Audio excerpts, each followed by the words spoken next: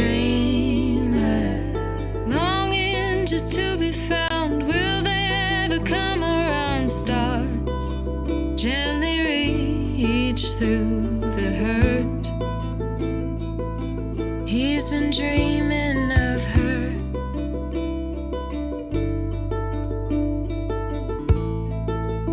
Show me a sign, she sighs to the night, while he's saying his goodbyes to the light. Just be patient, wait a while. Sky is waiting, starlit isle. Boy with the haunted eyes, you're slowly passing by, falling deeper. Dark swallows everything, he's finally given in. A home far away reaches for him. Light is calling again. Girl with the sunny smile, she's gone a million miles, getting closer. She cries out to the wind, please don't give up again. Stars gently reach through the hurt. She's been dreaming of him.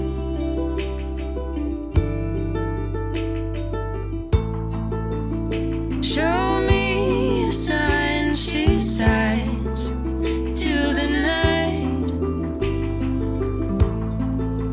while he's saying his goodbyes to the light. Just be patient, wait a while.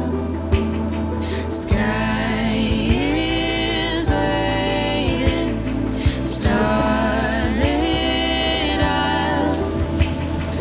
Boy with the haunted eyes, girl with the sunny smile, pining for you.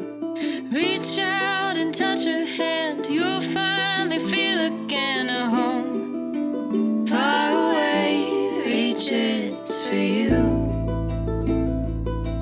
This is where you begin.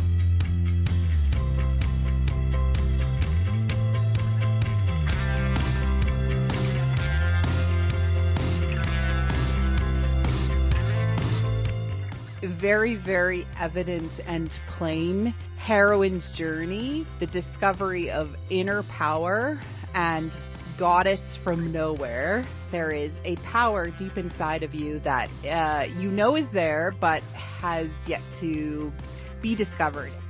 The Lost Bride and Lost Husband tales, but they actually fit so perfectly into the heroine's journey.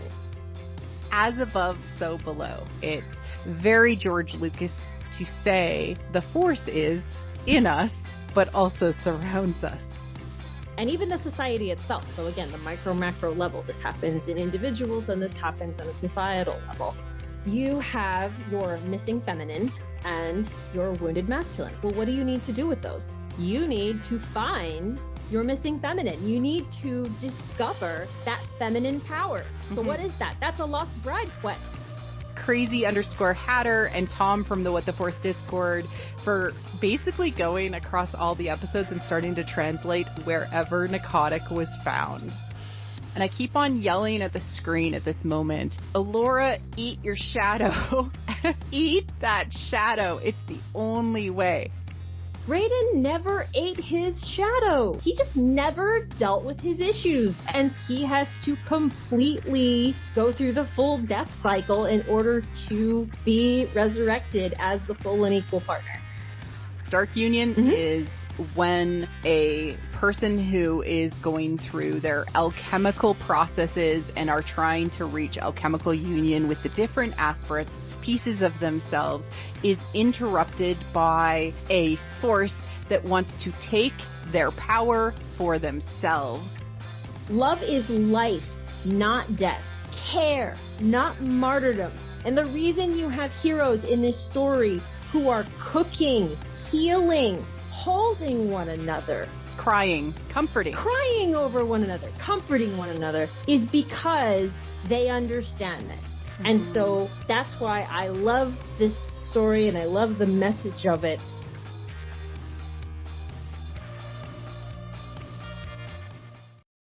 What is this show? Hello and welcome everyone to What the Force. I'm Marie-Claire Gould, your host. And I'm Missy. And we are celebrating Willow. So thank you, everybody. Thank you, Questies. Thank you, What the Force fans who jumped on the bandwagon to follow us along during this journey, during this experience, so that we could actually dig deep into Willow. And wow, has it been a ride. Hey, yeah, Missy? For real. Oh my God, it's been so fun. I mean, I don't want to say I had low expectations because I didn't, but I never expected it to be as fun and wild as it was. Yeah, I tend to go overboard when I'm super invested in a fandom, and this live stream is to try and get some of my creative energy out. And so I went a little overboard. Sorry. But I'm so glad you did. Yeah. And thank you everyone who's in the chat and joining us along the way and who has contributed to the fandom conversation. It's not just us. Like, we have had amazing conversations on the Discord. We have had amazing conversations on Twitter, on Instagram, on Tumblr. Like, it's all over the place for us. Yeah. And I just want to say, like, this is what you get when a show resonates with you. You reach almost like this fandom apotheosis, this experience of boundless energy when you have the show speaking to you, not only on a level of the story, the plot, the characters, but also the symbolism and the mythic structure. So I gotta say, like, this is a joy. Yeah. And that's the thing, right? It's not only for, as some people say, for the mythology girlies, right? I mean, everyone will experience the same joy, even subconsciously, when it speaks to them, which is the great thing about this sort of a mythic story. Exactly. Yeah. Let's dig into a little bit of the sort of celebrating the fandom idea here. I'll pull up, my little slide deck because we're nerds, and so of course we created a PowerPoint presentation. Why wouldn't we? That's just who we are. So Questies, I don't know if you're aware of this, but Lori Ka actually came up with the name Questies, and it has caught on. I love it so much. So it's Quest Besties, or also Queer Quest Besties, and so it kind of works for us. It works for the fandom. I love it so much. It makes me really happy, and it kind of reminds me of like Taylor Swift Swifties. Yes. Oh my God, it does. I remember that, great. I remember that Warwick Davis video where he's like trying to name the Willow fandom. Mm-hmm. I don't think he was thinking this one. No, it's so perfect. I love it. So well done, Lori. We love it. We love it so much. And Lori's in the chat. Awesome. Okay, all right. hi, Lori. Let's dig into the fan art, because one of the things about when a show resonates in a particular way for people, they're excited to see the art. They're excited to create for it. So we have, fanfics starting. We have Twitter fics going on even as we speak. There's one that I think is getting posted right now. It's a Grey Laura fic. It's great. Tiny snail tails. I love this art of Alora's hair transformation. It's really gorgeous. So nice. And then of course we had artist Cold, who did the group, which was I kept on putting it out into the universe. I kept on saying, please, someone do it. Please, somebody, please, for the love of God, draw Willow as a grumpy babysitter with an older Borman, and the kid's just like not listening to him. And it's so good. And then of course, Amar saw it. Yes. Oh my God. And he was like, cure ass. Cure ass. That's right. It's so good. Great. I love it. And of course we have Michael Cohen, who has done Sad Angry Frown Prince and has been doing his series of all of the characters. He started with Kit, with her magical girl transformation sequence. And I gotta say, like, I love them all. They're so good and precious. Like, I hope we get official merch so that we can, like, wear Willow stuff, but like, it's in the meantime, it's just so nice just to have things that represent our love, Yeah, for sure. Like, all the fan works are awesome, and there's just more all the time, so keep them coming, everyone. Exactly. Oh, and real quick though, Tony did see this one and loved it. He's very excited about Sad Angry Frown Prince. Oh yeah, Sad Angry Frown Prince. Yeah. Yep. Love it. We also have Yarn Soka, who has Candace, who has been knitting, like, crochet knitting, and did a quick, like, Alora cosplay. And I gotta say, like, I love it so much. Yeah, I'm flabbergasted that it's so accurate and we were able to produce it so quickly. Like, well done, Candace. That's amazing. I'm still just kind of blown away. Yeah, it's gorgeous. And I'm actually like super excited to see cosplayers. It's just so good. It's just so good. Yeah. It's gonna and be of fun. course you, Missy. Let's talk about our Powerpuffs. Sorry, I had to. I just like, we had been talking about it since the previews, I think. Yeah. When we did our pre-conversation, and we had recorded that like kind of weeks before I released it, and oh my goodness, they're just adorable, and I would like to see more of this Powerpuff style art, especially with like Jade and her Curus and stuff. I know it's hard. Yeah.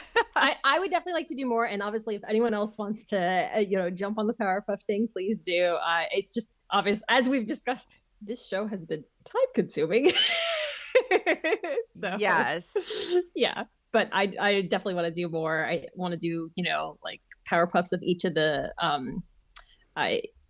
of the ships, and also somebody had mentioned doing the Gales as the Rowdy Rough Boys, which I thought was genius. I forget who said that, I'm sorry, but that was amazing and I want to do it. So absolutely. And I think that this is kind of the end of the art, but there is way more out there. It's usually on the Willow tag, so take a look for it and find it. Yeah.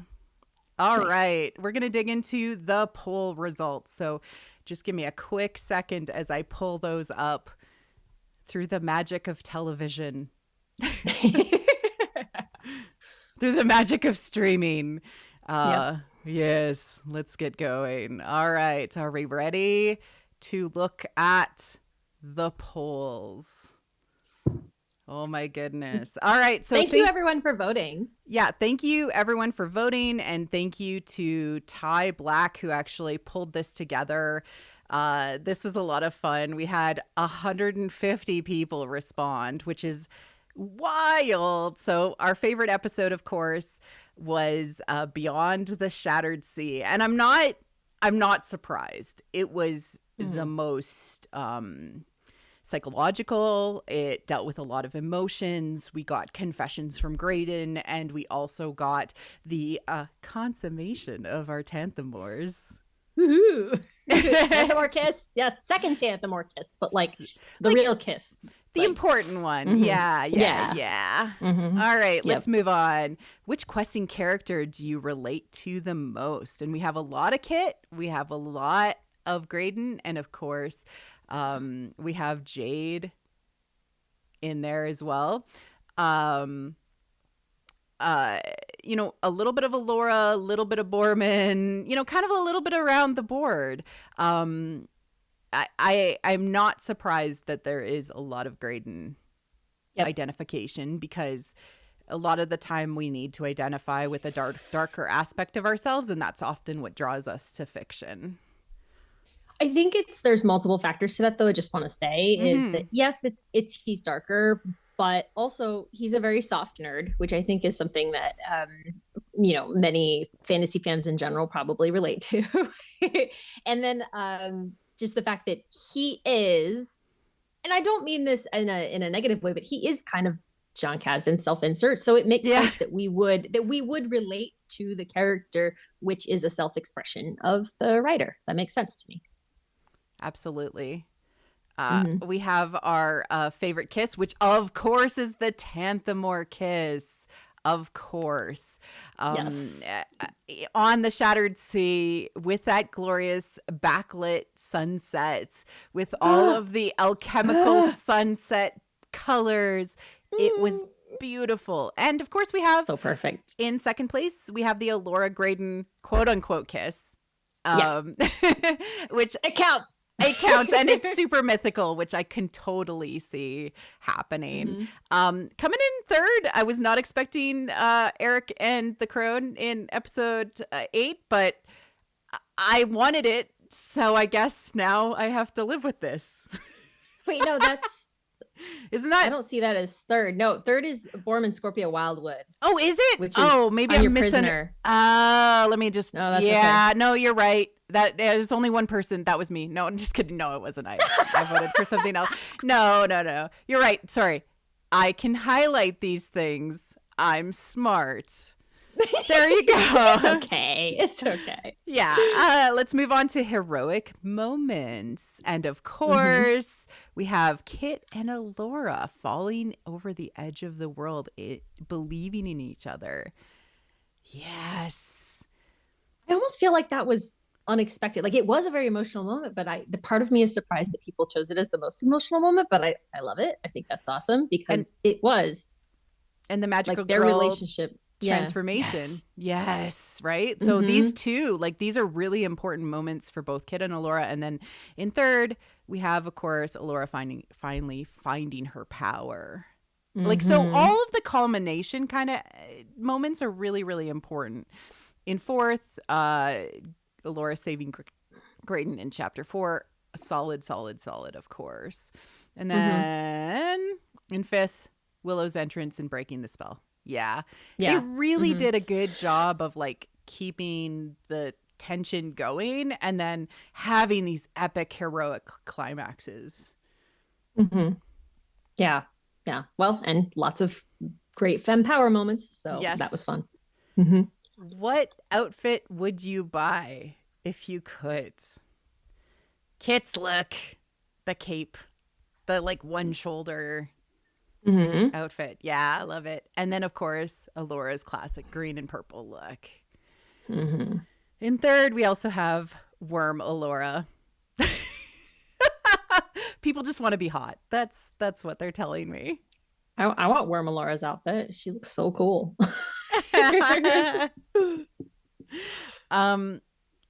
Borman's joke that made you laugh the hardest. Okay. This whole scene in chapter 5. I think this is referring to because of I can't see the question, but I believe that this is the Borman and Scorpia tat in the Mm-hmm. in the hut, like in Scorpia's room, basically. Yeah, so good.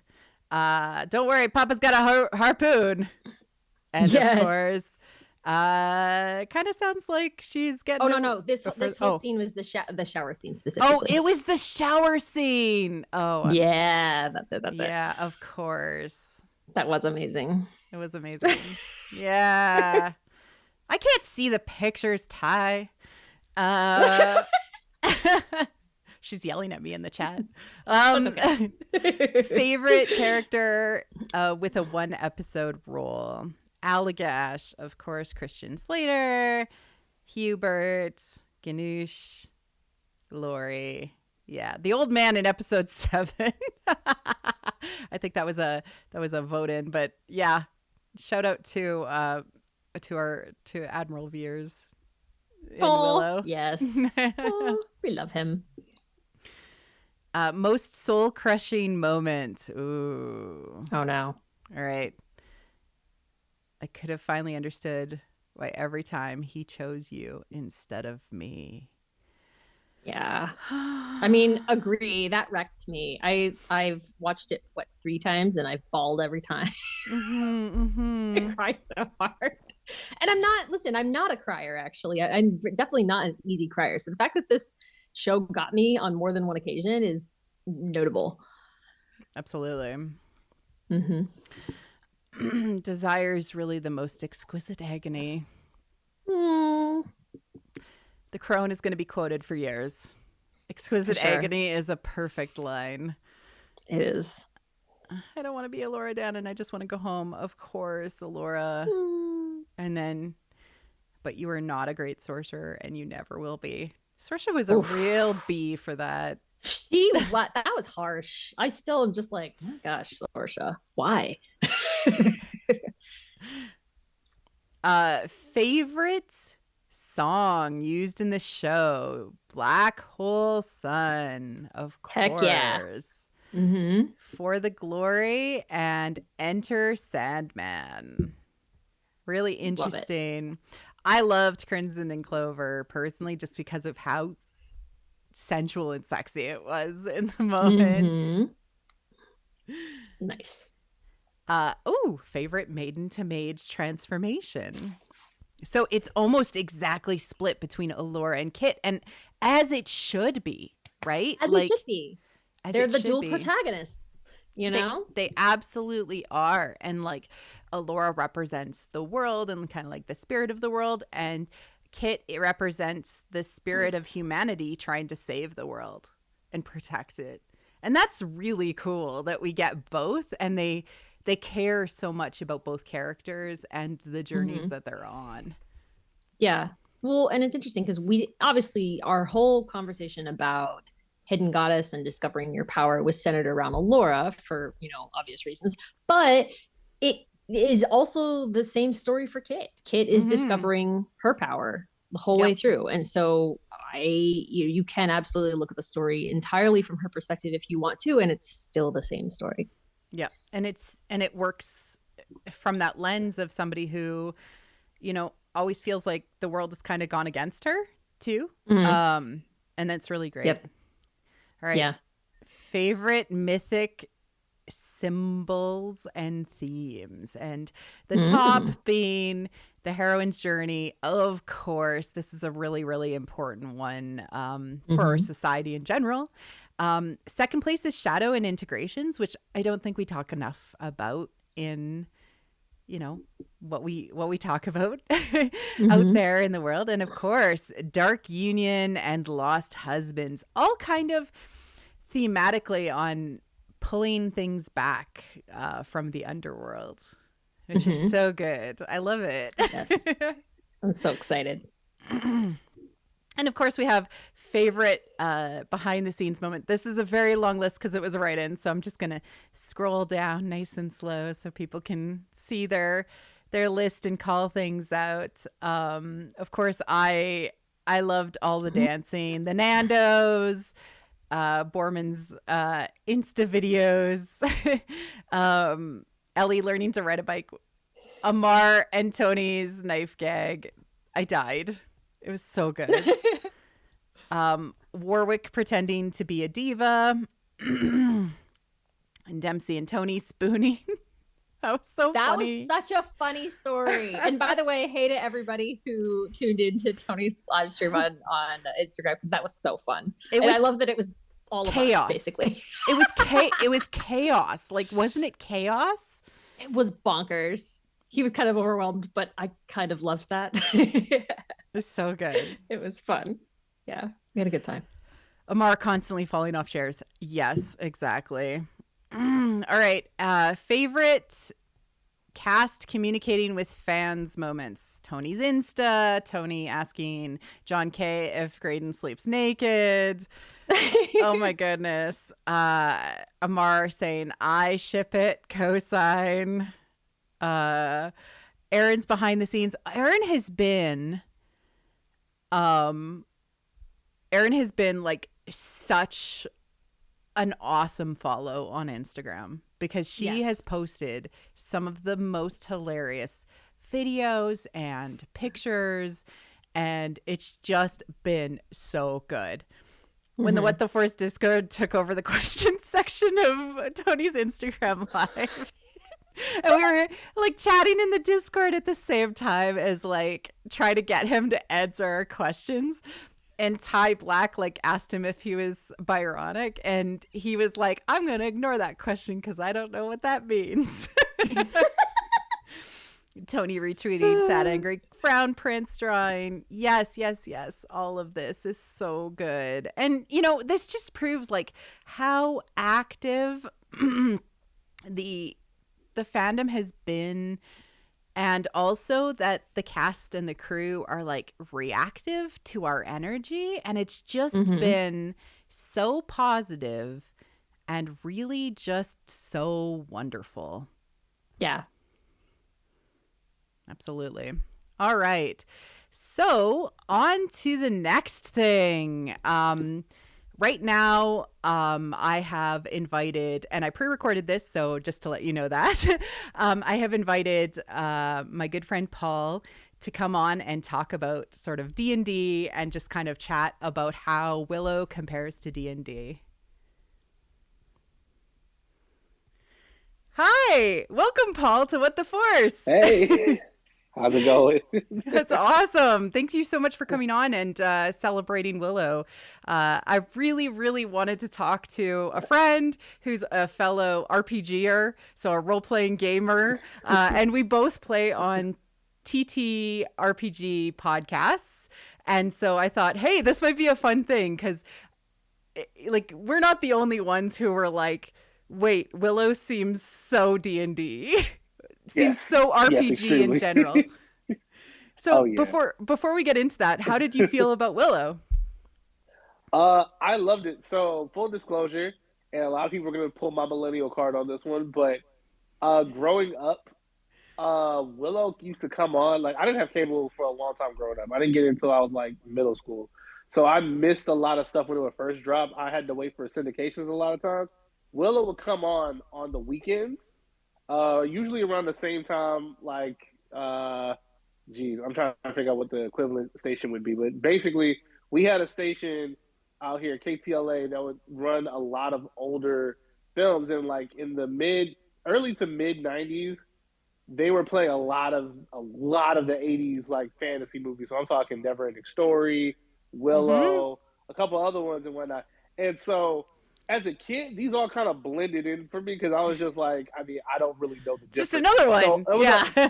exactly. There's a lot of it that just didn't, like, honestly, outside of Star Wars Yeah. and Star Trek: The Next Generation, a lot of stuff, and Stargate, a lot of things, basically, if it wasn't in space, it all just kind of blurred for me for the longest time. So I say that to say, I had to rewatch Willow before the show. Like, knowing the show was coming, I had to watch the movie.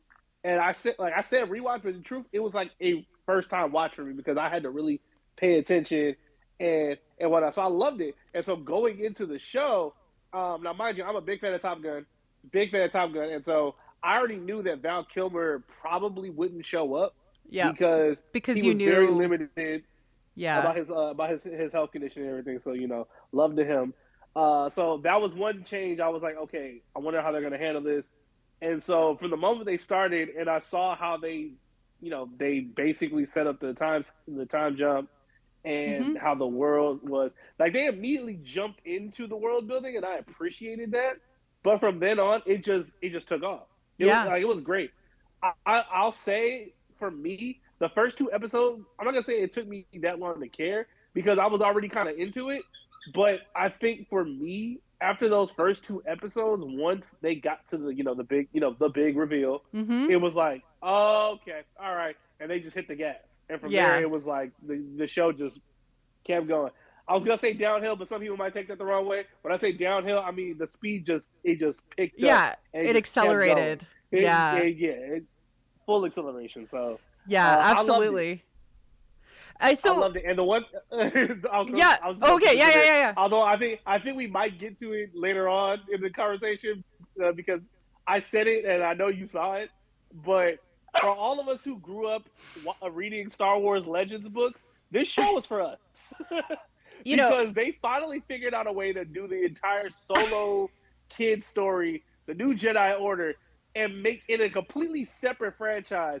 And yet I'm sitting here like, those are the solo kids. That's it. Like, I'm like, I read this growing up.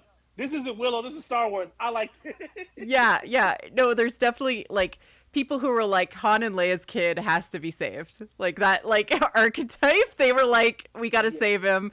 And also, Jaina's awesome and deserves to be a lesbian and have love. Yeah, like, it's great. It's great. It's awesome.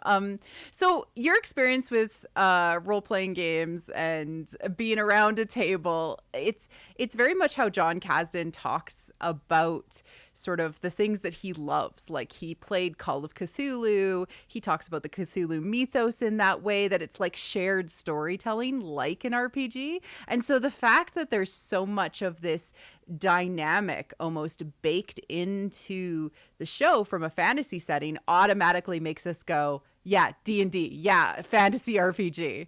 What really calls to you from your experiences as a TTRPGer that's like, yeah, this is my experience?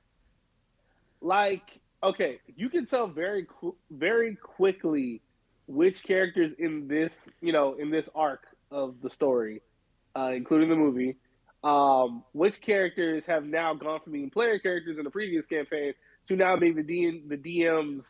Like, they're just quest givers now. These are your, like, if I pull this, if this miniature hits the sheet, it's because y'all need the help, or like we gotta get there. Like, case in point, Willow is like a level 25 wizard, and mind you, the system only goes up to level 20. But Willow's a level 25. He is 100% Obi-Wan in a D&D scenario, because there's only a few instances where he doesn't have the answers, and it's not that he doesn't have the answers. It's more of a thing of he has to learn to accept them, and so it plays to the larger narrative rather, because the show's called Willow, or the series is called Willow. So it's still his story. He's still the one telling the story and everything. But that larger answer that he has to come to accept doesn't derail it, or rather, it doesn't put the party on a rail system. Like, they have their own individual things that they have to do with, like Jade and her family, Kit and her deciding that she not only wants to be this adventurer, she doesn't want to be a princess, but also coming to grips with her sexuality and all that, and whatnot. Even Graydon, learning to like forgive himself and embrace that inner magic he got to be, become a sorcerer and everything. Like, these are all plot points that you can tell. Like, we were talking about it before, where it's like you can tell very quickly, and I love this about this group. You can tell very quickly which archetype of a D&D player each of these main cast characters are. Like, Boorman's 100% the guy who's on his phone half the time, but and then cracks up with like a one-liner zinger. Like, he has the one-liners. He's the guy who makes all the speeches and whatnot. Can't be bothered to remember his sheet, but it's okay because he's playing a fighter anyway. It's fine. Yeah, and like Willow is totally a fighter. He's a bard. He's a bard. That's the funny thing about it. Willow is totally either the DM's like former player, like character from a former campaign that he like loved to death, and so he's like the DM in the game, or he's like the character that somebody was like, can I bring in this character? And he's like, yes, but I'm going to say you can only use spells from the level that the other player characters are. And so as they advance, he has more advancements. So yeah, he might be like a level 25 character or a level 20 character. And he's like, I can only cast light. It's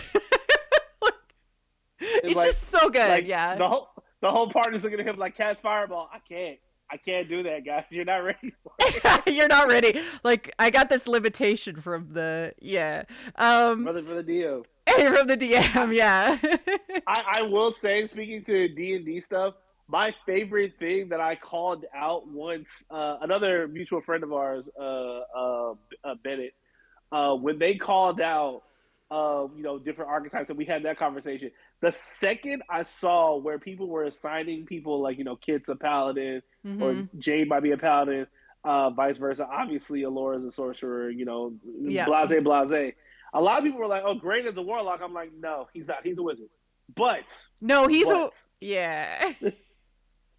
Eric being the warlock, I called it. The second he got snatched away, I was like, he's a warlock. And they're like, why? And I'm like, blood of the six. The second they brought up the bloodline thing, and we know Kit's not gonna go bad, I was like, he's gonna be the warlock. But I could not have predicted the way they would pull that off, and the literal visual callback to Ben Solo, like the rise of Kylo Ren, down to the outfit. They literally made a fantasy version of that outfit.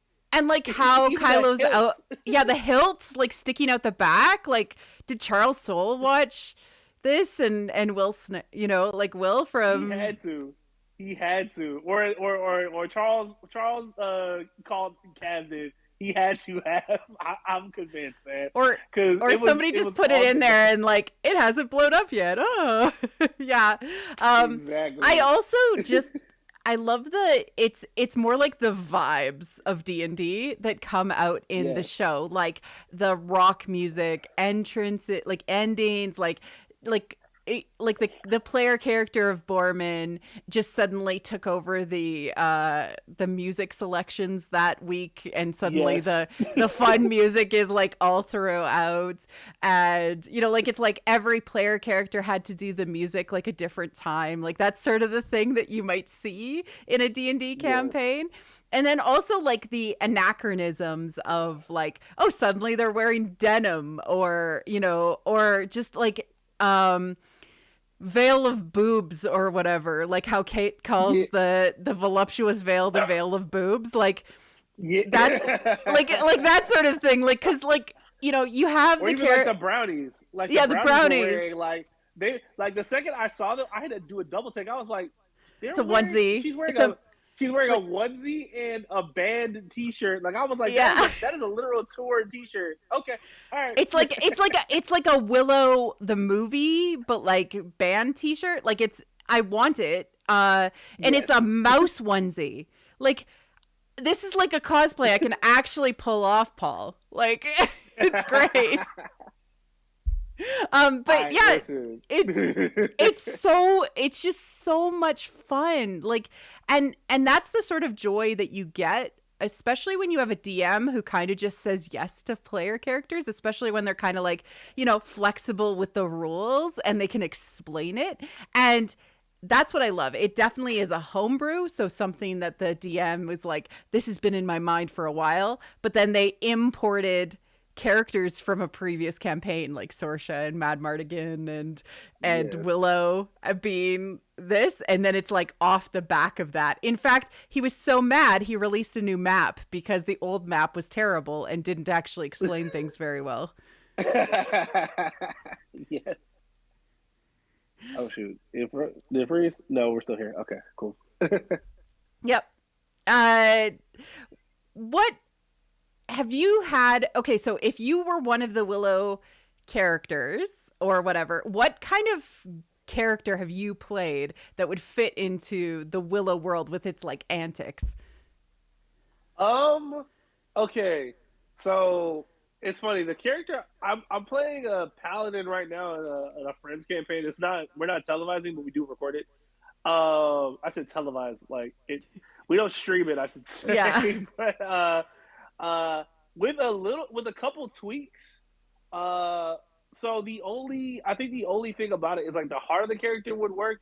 Obviously the minutia, like the race and the specific subclass wouldn't exactly fit here. But I mean, I play paladins. I always play paladins. That's like it's become the running joke in my friend group that like if we're starting a new campaign, everyone's like, "What's Paul playing?" Paladin, and to the point where like I will sometimes start off now as a fighter, a warlock, and then change it, barbarian or whatever. Not even change it, but like take a level. Happening, not even so much taking a level. What I've gotten into the habit of doing now is because sometimes I just want to play a beat 'em up character where it's like I'm not throwing spells. It's just I'm the tank. I take the damage. I take the aggro.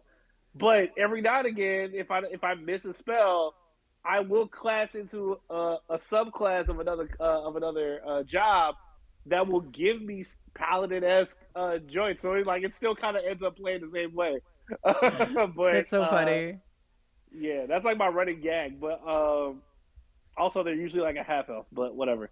I like 20 years. I can't help it. But yeah, no. The second I saw those knights for Tyrion's Lead, I was like, yeah, I could definitely make a character that would either ride with them or from jump. Once I heard Boardman say that he was Mad Mardigan's squire, I was like, that's my character right there. Yeah. Boardman, all day long. I was like, Boardman is 100% a character that I would either play or I would hope to play. And this is the character I would have looked up on Reddit and been like, okay, I want to copy this and make it my own.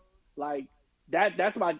Like even down to the sword, and I don't know if you saw my tweets, but the moment he pulled, you were trying to figure it out. Yeah, you were like, "What is this?" To this day, I still don't know. Like people were just like, "It's a cleaver." I'm like, "It's not just a cleaver, guys. It's not just a cleaver." No, it extends. It extends too. Yes. It's cool. Yeah, I do think that the key is to have a lot of flexibility with the DM saying yes a lot, and this gets me to my point. If like Lucasfilm were to like license out Willow, would you play in a Willow like RPG? Oh, completely. Because my thing is, I love the fact that the magic system is somewhere between Tolkien and the Force. Like it's not a hard magic system. Yes, there are rules to how casting works, but a lot of it really seems like.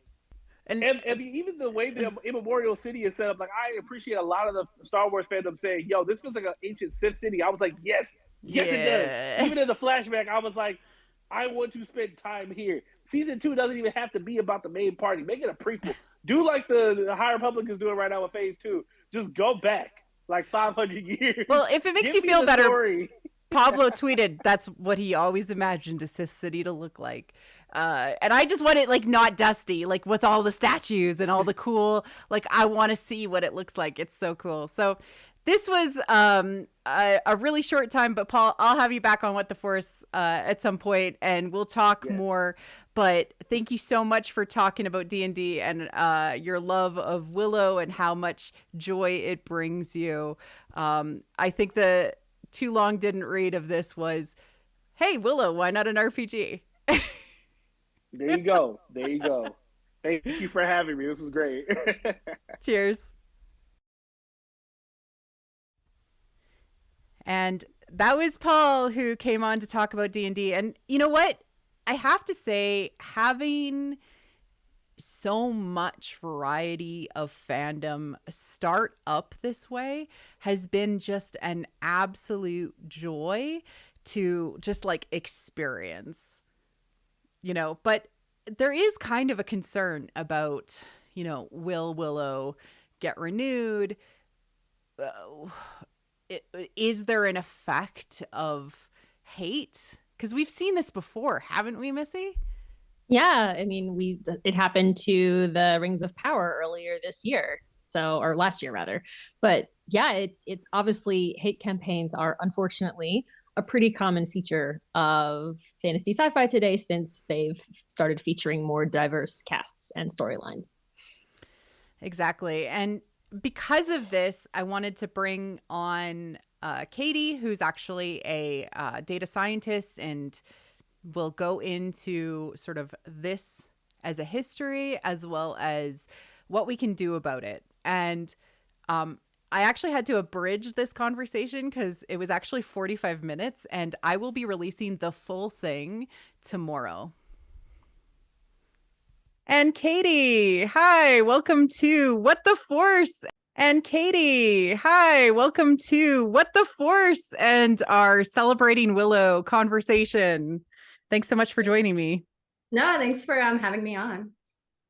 So, Katie, you're a data scientist, and you have made it a weird hobby of yours to study the data of how sort of shows get treated by the populace.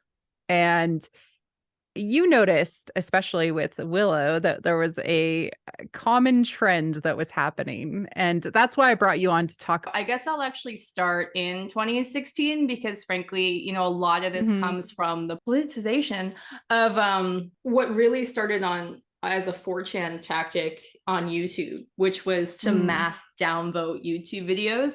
And that started, I guess you can argue it started in 2010, where they just really got hyper fixated on Justin Bieber.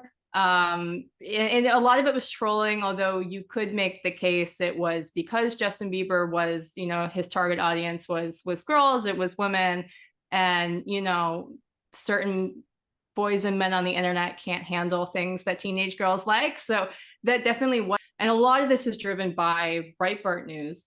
And so when the all-female reboot of Ghostbusters came out, that's when you really start to see this tactic get started. The trailer became, you know, famously or infamously one of the most downvoted YouTube videos in YouTube history.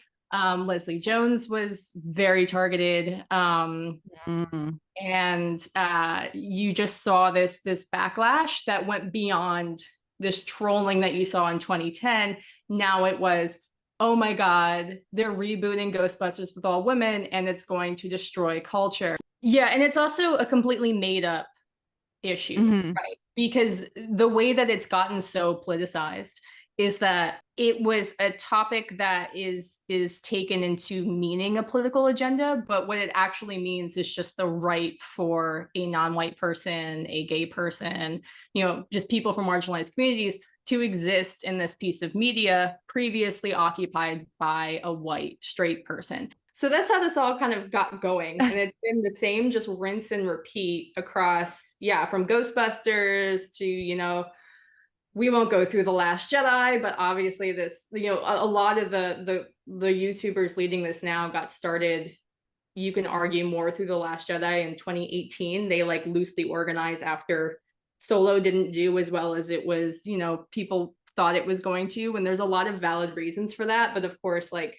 they claim that it was, you know, because of all of, you know, their outrage over the political agenda of The Last Jedi, which of course that was not the reason that Solo performed. Let's get to the data, because I always love this part where we can actually see these things in action. Yeah, so I have slides. So yeah, so I'm just going to go through this. I'm going to make this as quick as possible. I know that, you know, numbers aren't everybody's jam. But so where I wanted to start is initially with these reviews.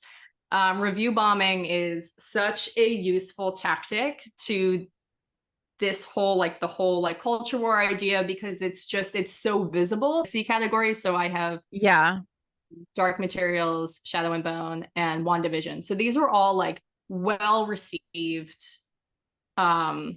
shows, you know, generally by the audience. So you can see the distributions on these on IMDb is that you have that concentration around like the 8, and it's really anywhere from 7 to 10. So it definitely skews you know, towards 10, towards really high marks. But you don't really see any, you know, anything going towards like pretty much less than 6. Like it's all very stacked at the top, but it's fairly evenly distributed between 7 and 10. So going on to the next slide here, I wanted to pull shows that are kind of famously known for not being the best thing ever put on television, but like, you know, people had fun with them, people watched them. So then I wanted to pull Riverdale, Cursed, and which I really liked Cursed, but as a person who liked Cursed, I will not say that it was a perfect show, but you know, it was fun, whatever. I think people say that about Riverdale as well. And then Emily in Paris, which is famously like, I don't know anybody who actually loves it, but you know, people watch it. Yeah. So you can see in these distributions, right, it's a lot more heavy in the middle, and then you do start getting those tails, right? So you do start getting, you know, more 1s, you start getting more 6s, you're still getting 10s, but it's not distributed in like what you're about to see, where you have it really weighted towards the bottom and towards the top. There's still a lot of activity going on. Yeah, right now, the next slide, if we take a look at shows that have been targeted by mass downvoting campaigns, then you start to see very weird distributions that are completely in the tail. So that middle completely falls out, and you see a lot of 10s and then a lot of 1s. And that you see a lot of the 10s too, because now like all of this is becoming just super inaccurate, which let me pause and just say, any data on the internet is statistically inaccurate, and we shouldn't even be using any of this, but we have to, because everybody decided this was going to be the standard for how we talk about how people received media, which sucks, but whatever. Anyway, when you look at shows that have been mass downvoted, you're going to have people who are then rushing to get that score up. So that's why you're going to see suddenly this, you know, big push in the 10s. You know, looking at these distributions for, I picked Willow, Lord of the Rings, Rings of Power, and then Vampire Academy. I don't know as much about how Vampire Academy was targeted. I have some mutuals of mine who look into that, and I know there was a lot going on with that show as well. So you can see this distribution with Vampire Academy. Now, if you look at this, right, and where if you take out all, you know, this big group of 1s and then this group of 10s from people being told like, hey, please like rate this up because we have to bring up average, right? You can see that these scores would probably fall between 7 and 9. So, you know, looking very similar to distributions that you would have seen for Shadow and Bone and WandaVision. So yeah, Rotten Tomatoes, right? We saw similar thing. I think actually people have done a pretty good job at getting the score up. But it's Rotten Tomatoes is just so easy to target. There was a case in when Captain Marvel came out, and Rotten Tomatoes was trying to change how people reviewed Captain Marvel because it was like instantly review bombed. So again, we've just seen this before. It's just not accurate. There's nothing statistically accurate about Rotten Tomatoes. So there's a reason why you always see this really come from YouTubers. So I have an example here of when I did a network analysis for Lord of the Rings for LOTR on Prime, the ad of the official show. So I just looked into, okay, for everybody leaving a negative comment, or I took a sample and I said, okay, like negative being, you know, racism against fans. There was a lot of that. Negativity against the show, you know, any kind of anything like that, or like positive, either you were pushing back against the racism or you were saying something really positive about the show. Looking at their following. So who were they following, right?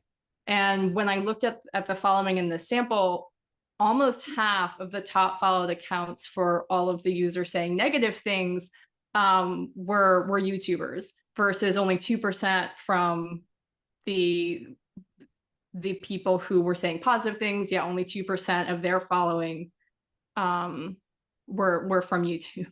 So again, you really see this just always start to look on Twitter, right? And Twitter tends to be more neutral.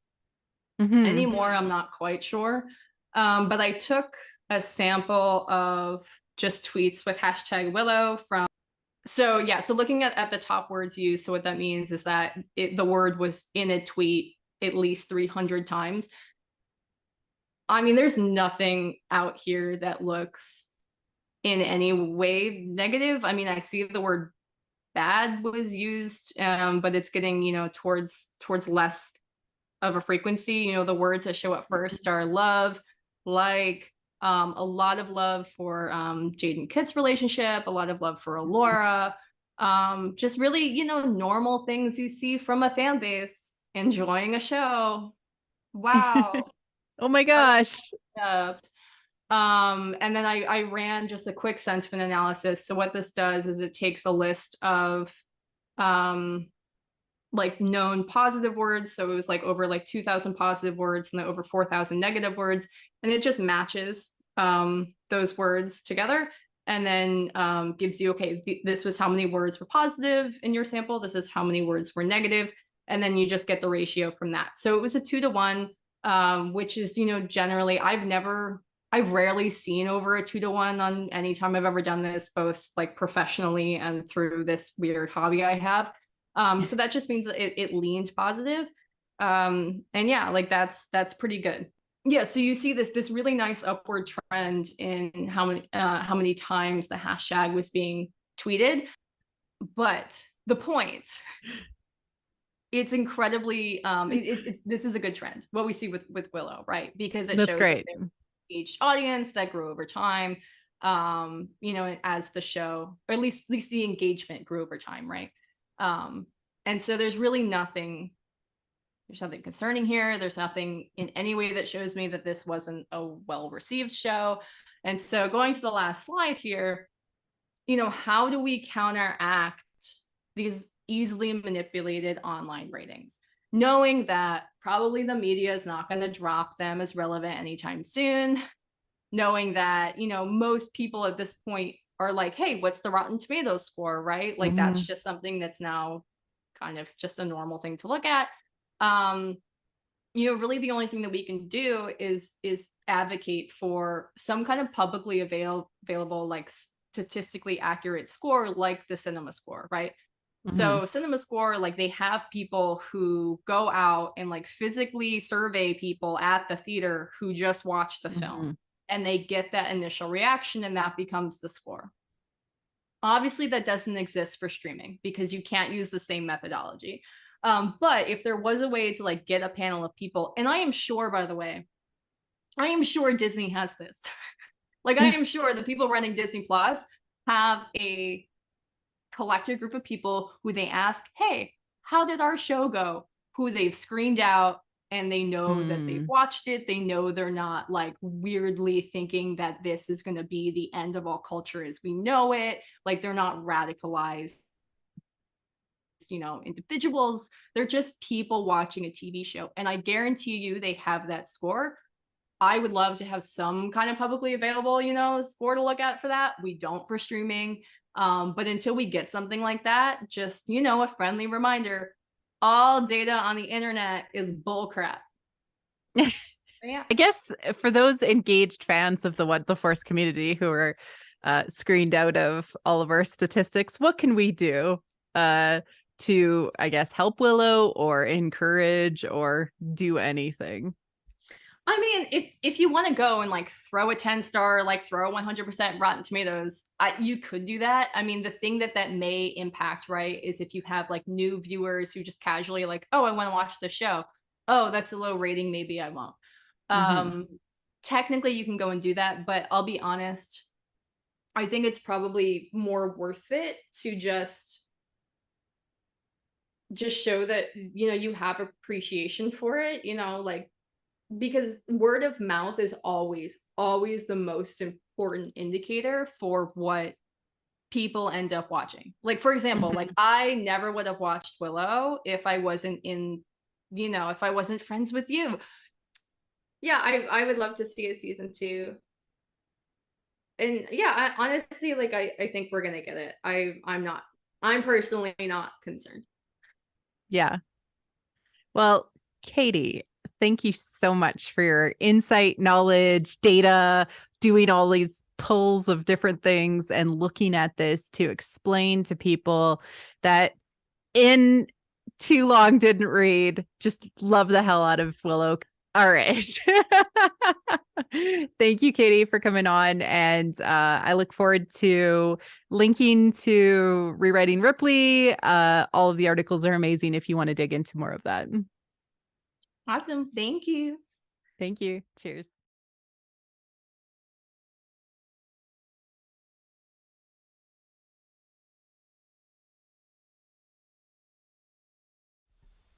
Isn't Katie brilliant?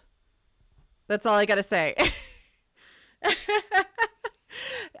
Yeah, so I think that this is a really important discussion. And although I had to edit this down, which might have accounted for some of the skips and things like that, I'm going to release the full discussion and conversation tomorrow. There is more data in it, more explanation, more slides. But I really wanted to get the point across that studios are now paying attention to this and supporting each other, and that the best thing that you can do is literally just love the crap out of Willow. Like, and you know, convince your friends to give it a chance and your family, right? Because word of mouth, to Katie's point, is going to be the best thing for Willow. You know, just love it. Just love Willow.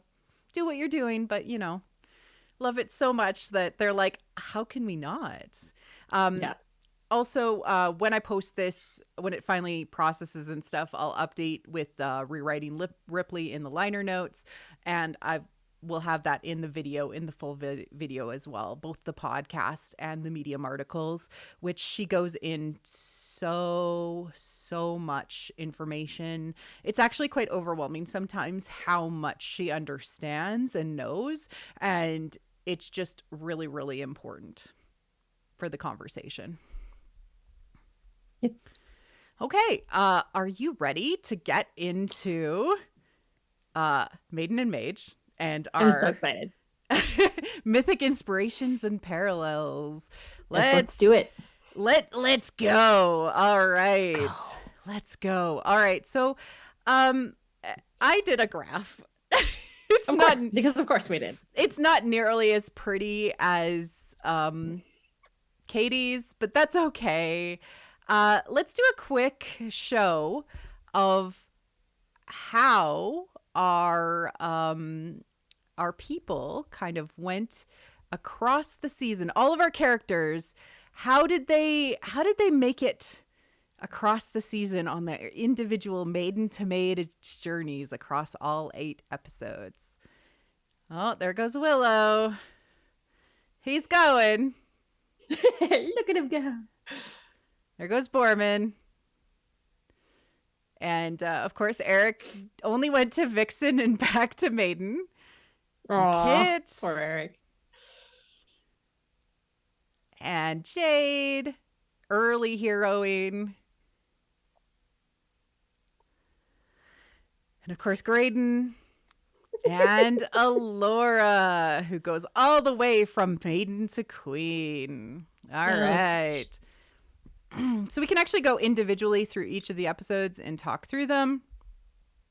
The first episode, we don't actually have a lot of movement. It's sort of just establishing where people are starting. We have damsels, maidens, cowards, and our hermit. Yes. Who we barely see, in fairness, at the at the big end of the episode. He was hiding away. He was a hermit. I know. Literally underground. I know. The second episode, it kind of follows suit as well. although Kit does go up to Maiden. The third episode. Yes. Because she's not. Yeah. Third episode, not a lot of change. We just kind of go along on our journey. Fourth episode is where we actually see a lot more change with Allura specifically jumping into hero. At the end, of course. Mm-hmm. Yeah. Yeah. And I just want to remind everyone, we talked about with that one how there are certain markers for the passage from maiden to hero. It's mostly about separating oneself from the parents and mentors, and that she did that so completely and so distinctly in that episode, certainly compared to any of the other characters, even though they all made the transition eventually, except for poor Eric. They did. It was a little vaguer, and we sometimes we're like, well, we're not sure, did they get there or not? Mm-hmm. And they did, but Allura's moment is just so distinct. I think it's going to end up being a really exceptional example of that transformation. Exactly. We have so much movement in episode 5 in the Wildwoods.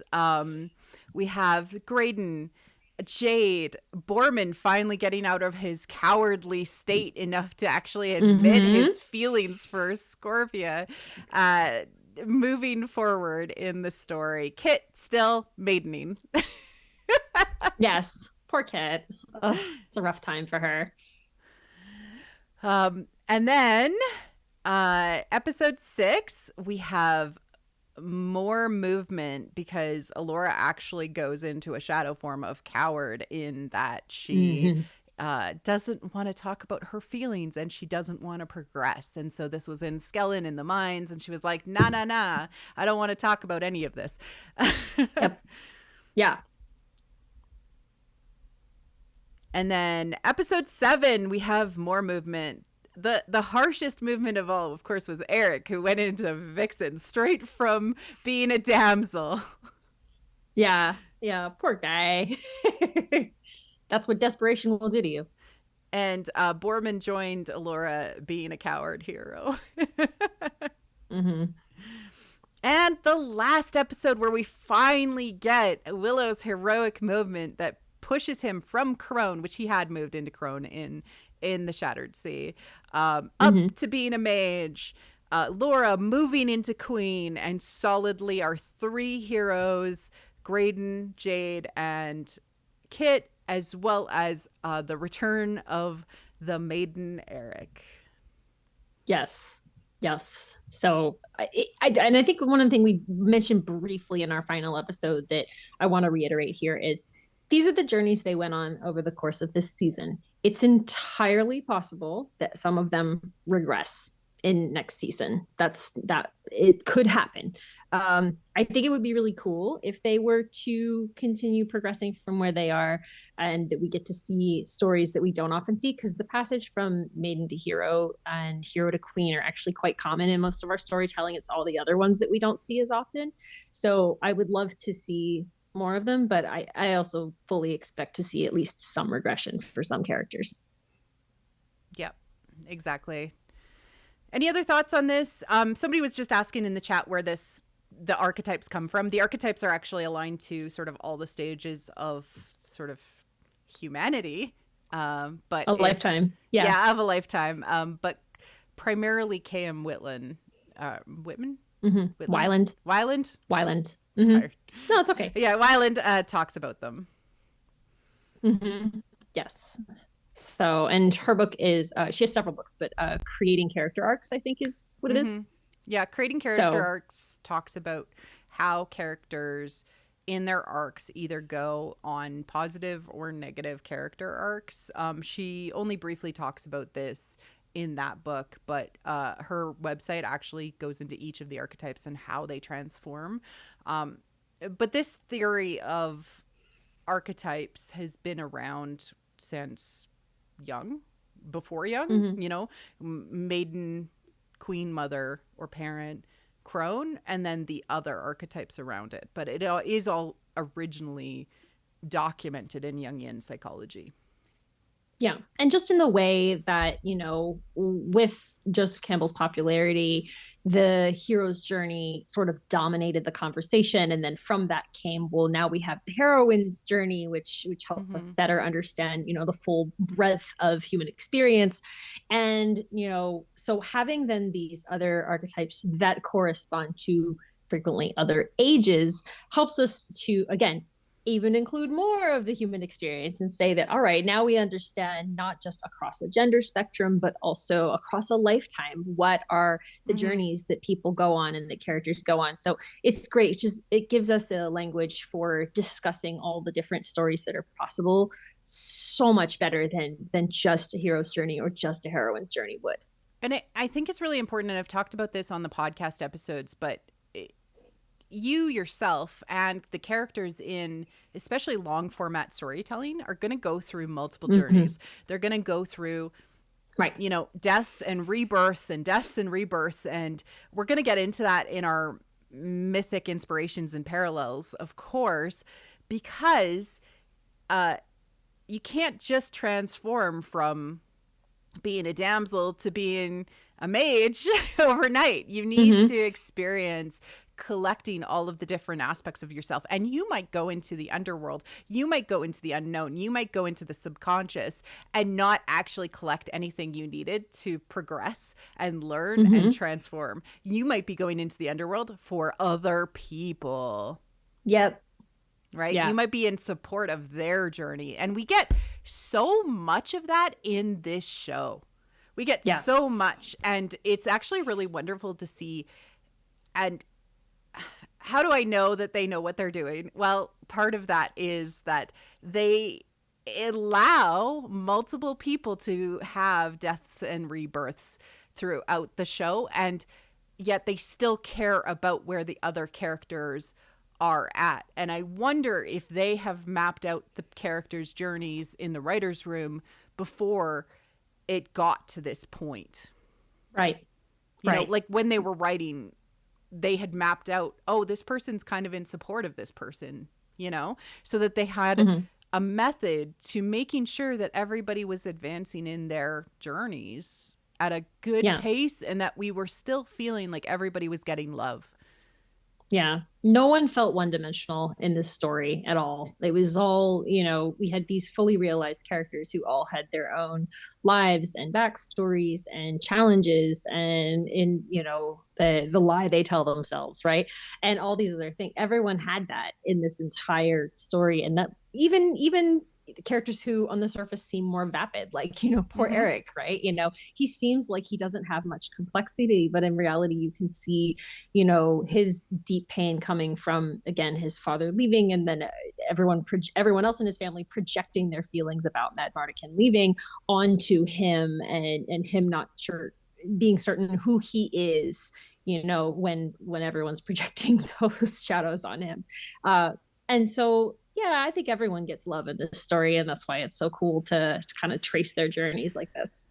And you can love a single character and love their story, or you can kind of love the whole crew and just sort of like just be amazed by all of the different things, and by giving us a wide variety of character types and how they're experiencing their arcs and progressions, it actually helps us take the seeds of those stories into ourselves, I think, a little bit easier, because sometimes you're a Borman, sometimes you're a Kit, sometimes you're an Allura, sometimes you're a Graydon, sometimes you're a Willow, you know, like I'm seeing myself more and more in Willow as I get older. And so it's interesting. It gives you something to talk about. It gives you food for your psyche to chew on, and that in and of itself, if it bounces around in your subconscious for a while, is the resonance that we've been talking about this whole time.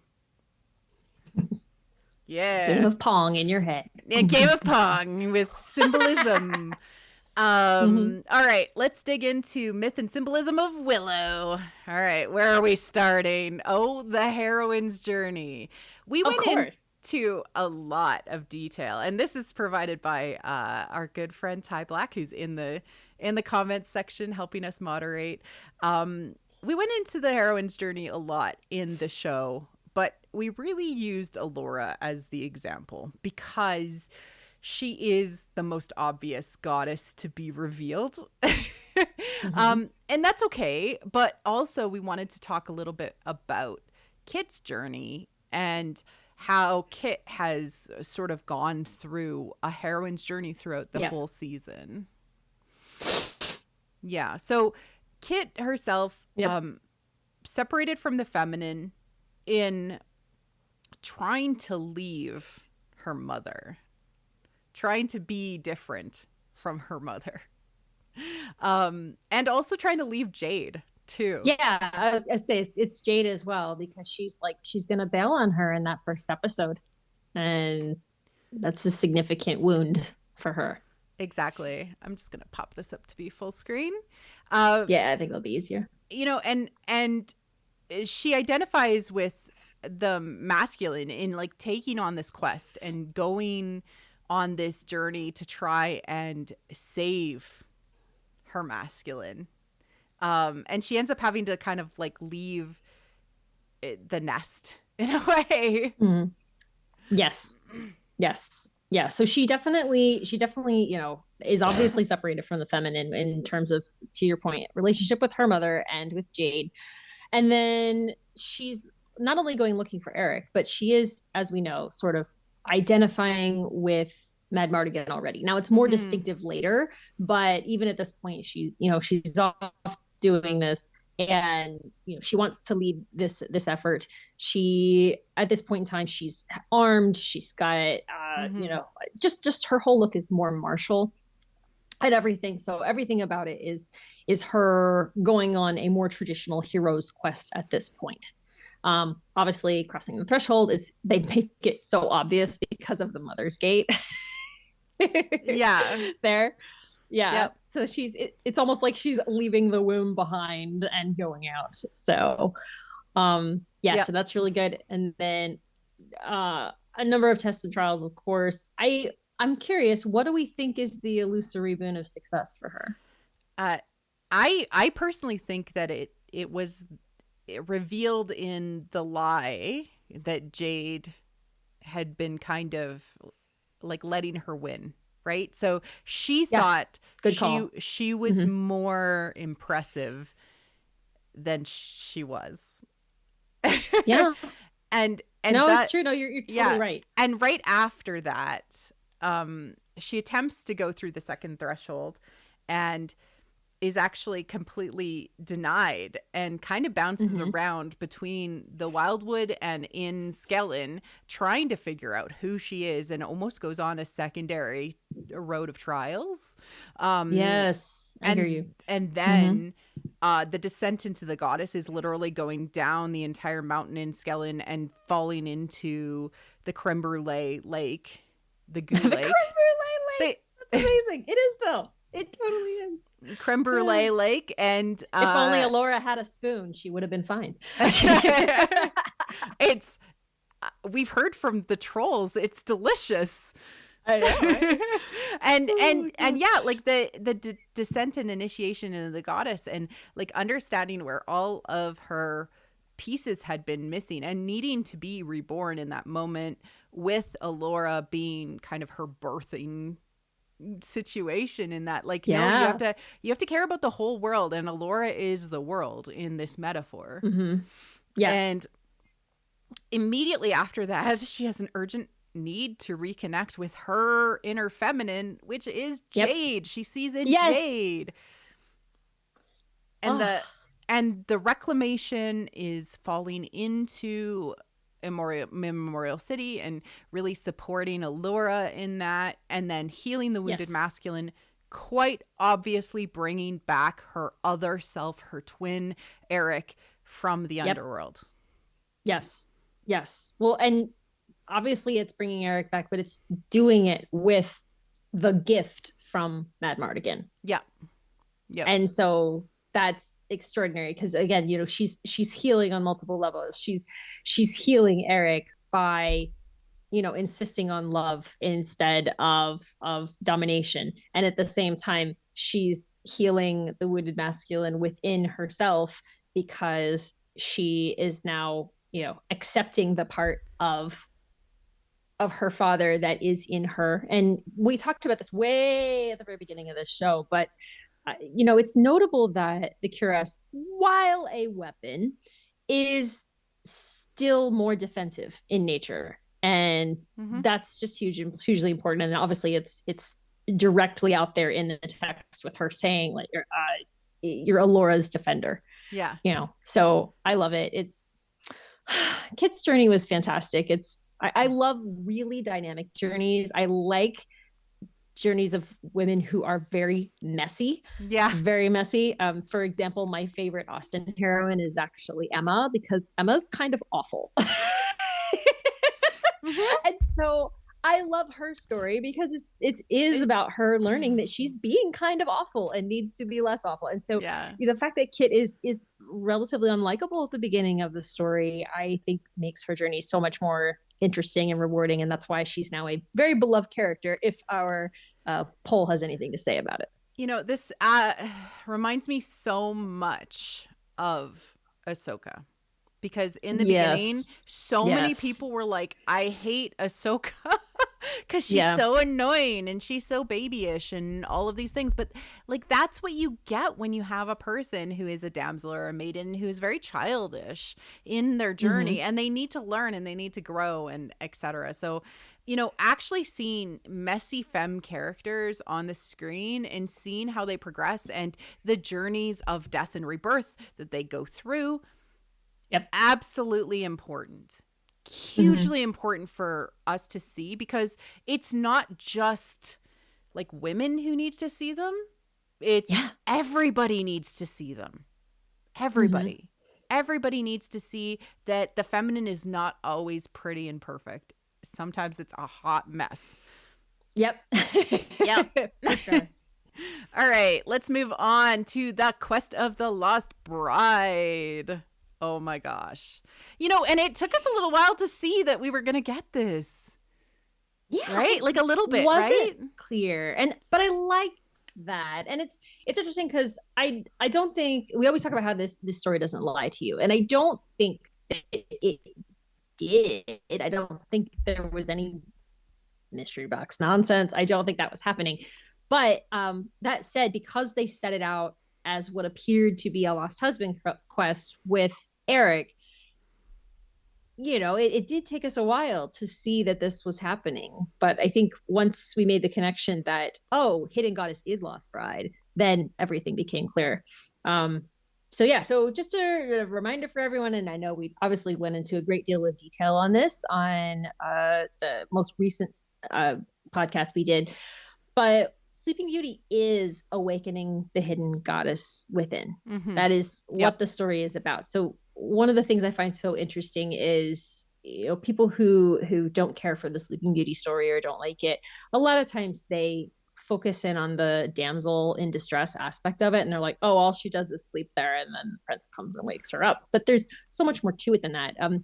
Clarissa Piccola Estes talks in Women Who Run with the Wolves about how you solve a lot of your problems in dreams. You fall asleep and frequently you might wake up sort of with the answer, so to speak. And so what's happening is, as she's sleeping, she's dreaming, she's in the underworld. She is sorting through all of these things in her psyche. We are sorting through these things in our psyche as we sleep. And then what awakens us but knowledge, which is why we say, the waking is the lover calling her by her true name and her remembering who she is. And so that's a motif you see really, really frequently in this story where the lover is awakened. And then obviously the falling asleep as well is also part of the heroine's journey, in that it's, separation from the feminine, or again, from Dr. E, she calls it the psychic dismemberment, which is that, you've been separated from a part of yourself. And so it is like a dismemberment, and you need to be awakened and healed and put back together again, remembered. Yes. Yes. I think that, like, one of the things about symbolic storytelling is that sometimes it runs a little lower than culture allows it to have a conversation about. It's more deep in the subconscious. And so these stories call to us, but sometimes if you just take them on face value, they don't make sense with modern sensibilities. So it is important to take a step back and kind of analyze them with an understanding of what are the symbols and the motifs being presented, and how does that relate to the character's journey. Yeah. Want to move on to the next one?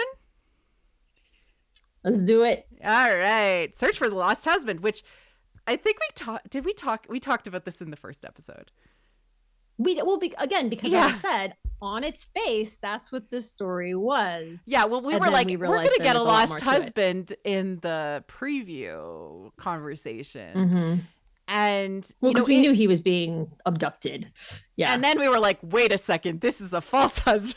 It was a lot of fun to talk about. Hang on a minute. This is like this is one of the stories that I am absolutely obsessed with because of sort of my own journey and how I have searched for the understanding between my inner feminine and masculine in a balance for myself. And so I've been obsessed with Psyche and Cupid since I was a little kid. I've been obsessed with Isis and Osiris. Anytime I read a new Lost Husband story, related to them is Beauty and the Beast and all of kind of like animal husbands stories. They're all kind of related to each other in this way. And it's about understanding that there's a certain amount of power in these aspects within ourselves that we have to reclaim to be full and whole, integrated people. I just love them. Yeah. It's so great. And I ever since kind of diving deeper into all of these, especially with, I've mentioned a number of times the taboo, and the taboo does tend to be frequently gendered. It doesn't have to be, but it's not uncommon in these stories for the taboo to be gendered. But the fact that for the lost husband, the taboo is specifically seeing him for who he truly is so interesting, because it's this idea that there's something in your psyche that recoils from being seen, from being known, from being acknowledged. And that is in many cases your shadow. They're like, hey, I see you there, and they're like, no, you don't. Run away. And so that's when you have to go find it, and you integrate it by claiming it. This is mine. This is part of me. I love this. And you reclaim it by consumption. Again, fire. You see a lot of times, consumption. They burn. They burn the beastly skin, or they feed him something. There's a blood sacrifice sometimes. Obviously, tears are cleansing. So all of these things are ways that wounded masculine, the lost husband, is reclaimed. And I think, although we weren't 100% sure how it would play out, we were when the kiss happened in episode 4 between Allura and Graydon, we were like, oh, okay, she's claimed him. Yep. Yeah. So she's claimed her monster husband, as somebody in the chat pointed out. That there's monster husbands in here. And yes, oftentimes these are monster husbands. And so they could, we knew it. We were like, this is significant. This is special that they are doing it this way. Not only the magical kiss, but the eating of the animus kiss.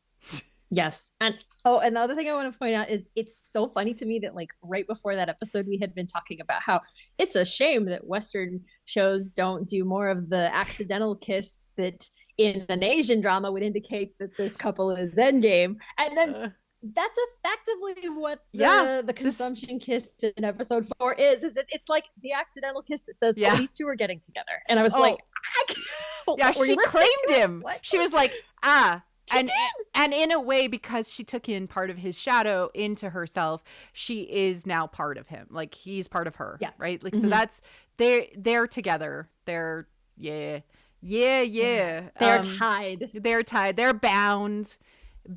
Yes. All right. Let's talk about our goddess, Allura. So, I've been reading a lot more about this. But effectively, goddesses don't show up in one form. it's actually impossible for them to show up in one form. Campbell actually talks about it, how when you meet a goddess, you're not actually ever meeting the full version of them, because you're not going to actually you're not actually going to be able to see and comprehend them in their full form, being both creation and destruction in kind of their ultimate form. And so Elora has been already threefold named. So she was Dove, i.e. peace and innocence, or like a maiden version. She was Brunhild, who was sort of a leader, Valkyrie, sort of like queen of the sky in some ways, also related to Sleeping Beauty, so a princess.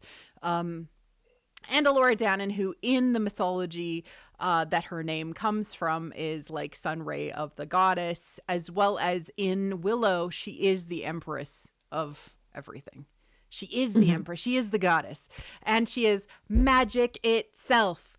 So I just really appreciate that they did this. I know. I don't know. Like it's so much, and I love it, and I just feel so seen by this freaking show. Like they're like, okay, Marie Claire, here's a show where we're gonna make you think a lot, and you're up for the challenge, and it's gonna be really delicious. Yeah. Yum yum yum. Yum yum yum yum yum. All right. Let's talk about divine couples and divine twins. Yes. Oh, this was an interesting one because I'm not as deep into this aspect of mythology, I think, as you are. So once you kind of pulled it out and then we started picking at it, I saw how much there was here, and I really, really enjoyed it. So we have here, of course, our image of Isis and Osiris, our favorites. And we love them. They are problematique because they are brother and sister and husband and wife, because the point is, mythologically, it's the same thing. Yeah. It doesn't matter. They are the divine couple, opposites, a balanced pair whose separation causes calamity. In the story, it's, she is creation and he is death. So she's a fertility goddess and he is death. So the god of death. So, if they are separated or one of them is harmed, he's literally dismembered, then that means things are out of balance. It breaks the life-death life cycle, and that's a huge problem. So you need them to be united and in balance in order to, to have the world and all individuals in it be whole. Yeah, and so the way Elora represents the spirit of the planet of Anduin means that she needs a counterpart to balance her. Yep. She can't be fully balanced in herself as a character in the story. She needs something that is equating to death, because she is light and sunshine, so she needs the opposite to balance her. And then in the middle between the two of them, like if we think about a triangle, is the planet and is the balance between the two. Yes. So that's just like mythological 101. Yeah. Well, it's the triangle thing that you've talked about before, and note how the 9 realms, right? That's a triangle as well. So like they're repeating it over and over again. So trifold goddess, a divine couple relationship that is also a triad with the planet, with the world. It's all repeating. So as much as we talk about binaries, binaries actually are meant to have a third way, which is the balance between the two. And Joseph Campbell talks about this. Many other authors talk about it in different ways, but it is basically the mask of God from a Joseph Campbellian perspective, which is to find your way past the binaries. And yeah, I have to say, if they give this to us fully and completely in the seasons that are presented, I don't know what I'm going to do with myself. It's literally what we've needed from a Western storytelling perspective. We've needed a creative mythology that can help people understand the balance in themselves, that pulls from fantasy elements in this way. Yeah. Mm-hmm. I will be forever grateful. Yes, this is definitely, filling, I think, a lot of chasms that have existed in, in our storytelling. Yeah, so, and we see this all the time in Asian media, especially mythological storytelling in Asian media. And so it's not like it doesn't already exist. It's just super rare in North America and often is relegated to children's cartoons like She-Ra. Yes, absolutely. It's so strange because I just don't know why we don't see it more often. And then when you do see it, it's shocking. It's transgressive. Anytime someone says, actually, I'm not going to kill my enemy. Yeah. That's very, very powerful. Unusual. That's very unusual. It's why Return of the Jedi was so powerful when it came out, was the fact that he chooses not to kill Vader was huge. Exactly. So, all right, let's talk about consumption, which is like, we're like, there's this weird consumption theme happening. We started talking about it on the podcast, and then it just kept on happening, and we're like, because consumption, we just added that in as like a tagline.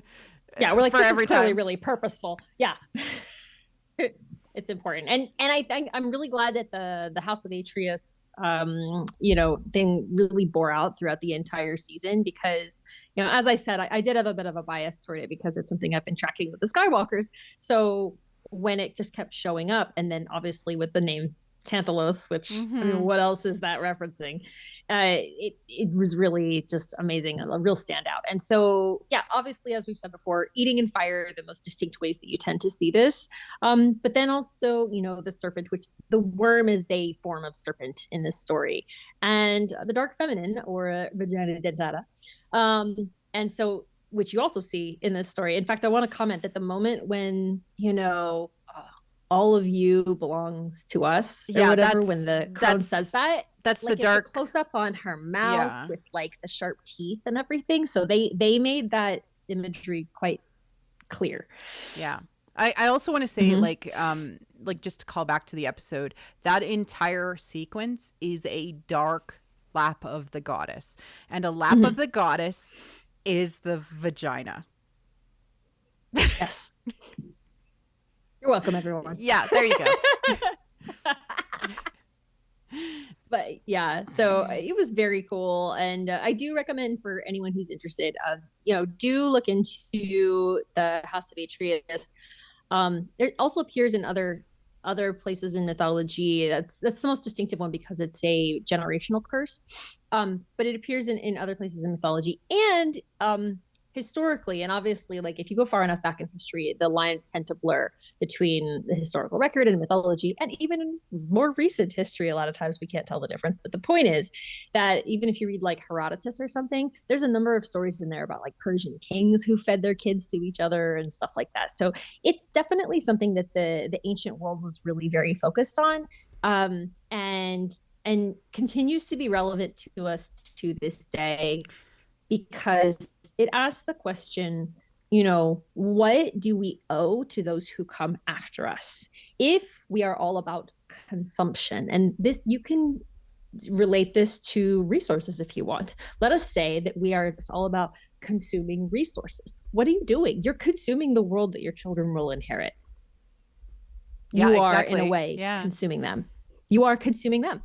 And so this speaks to us not only in terms of, micro macro, right? The smaller wounds of individuals who have been hurt by family members, but it also speaks to us on a societal level of how do we care for one another? Because if we're not caring for one another, we're consuming one another. Exactly. And, it ties back to the idea, something I teach my kids, it was something my husband and I came up with quite early on, which is, are you creating or are you consuming? And we kind of just call this out to people as one of the concepts that, you need to think about, like, are you creating something for joy for yourself, or are you just consuming what other people are creating for you? Mm-hmm. Yeah, and it just helps them keep balance in their own lives, especially when they watch 4-hour live streams. Or when we came up with it, it was because my son was super obsessed with unboxing videos. All right, let's talk about the Jungian shadow. So, of course, the shadow is all of these disparate pieces of ourselves that have been mutilated and sliced off of us because of trauma and experiences and things that we have gone through as we live our lives. When we cut off these aspects of ourselves, they float around in our subconscious. From a Bly perspective, they get put into a massive garbage bag behind us, and we drag it behind us. And this consumes the energy that we would normally have for creative endeavors, for getting through our days, and actually can trap us in an underworld type situation like depression. Bly wants us to eat those different aspects of ourselves and reclaim that energy, reclaim those shadows, because then once they're inside of us, we're allowed to play with them. We're allowed to have that energy back, and the darkness is not something that we need to be afraid of. We just need to understand it and accept it the way Willow told Allura to do. So Right. I just want to point out this idea that darkness contains intelligence and nourishment and even information. And once you get that back, it is yours. And you are more balanced. You are more whole. And we're going to get to Graydon getting dark eventually. But it's important because he hasn't actually eaten his shadow. He is in denial of the things that he has done in the past. And so he needs to go even more dark, because when you deny the shadow, it grows, it becomes more smelly, and it becomes everybody else's problem.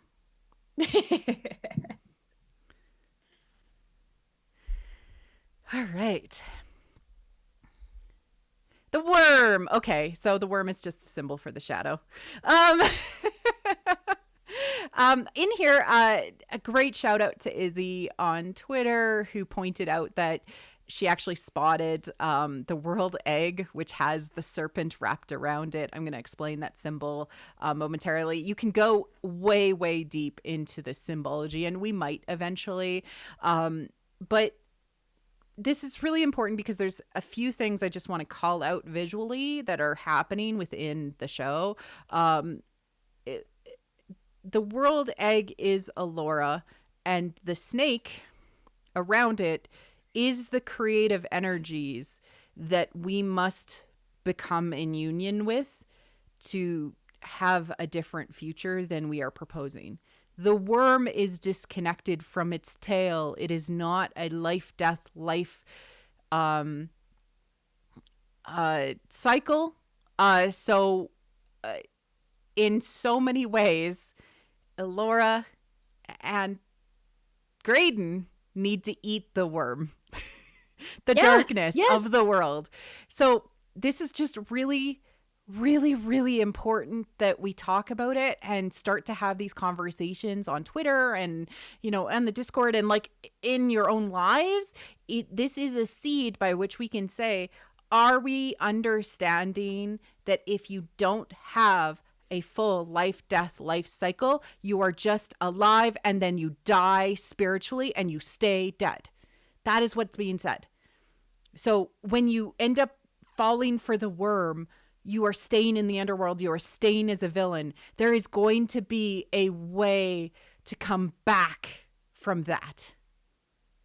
And that's going to be the story that they're telling. What? I know. What? Yes.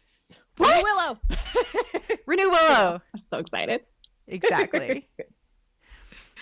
All right, let's talk about catabasis, which is just going into the subconscious, going into the underworld, that these things are as part of a cycle. It is the death portion of this cycle. And for people who are trapped in the world, in the worm, they are trapped in the underworld, in the subconscious, in the unknown. They need a way back, and that is the journey home. And to show us a complete journey home is so rare in Western media. It's actually quite rare for anyone in a Western story from an American monomyth perspective to be allowed back into society to offer the wisdom of the darkness to that society. And, we experience this with liminality in the Night Sea Journey. We experience this with all of the mines and caves and forests that we see in the show. And to see it in such a variety of symbolic treat has been really cool.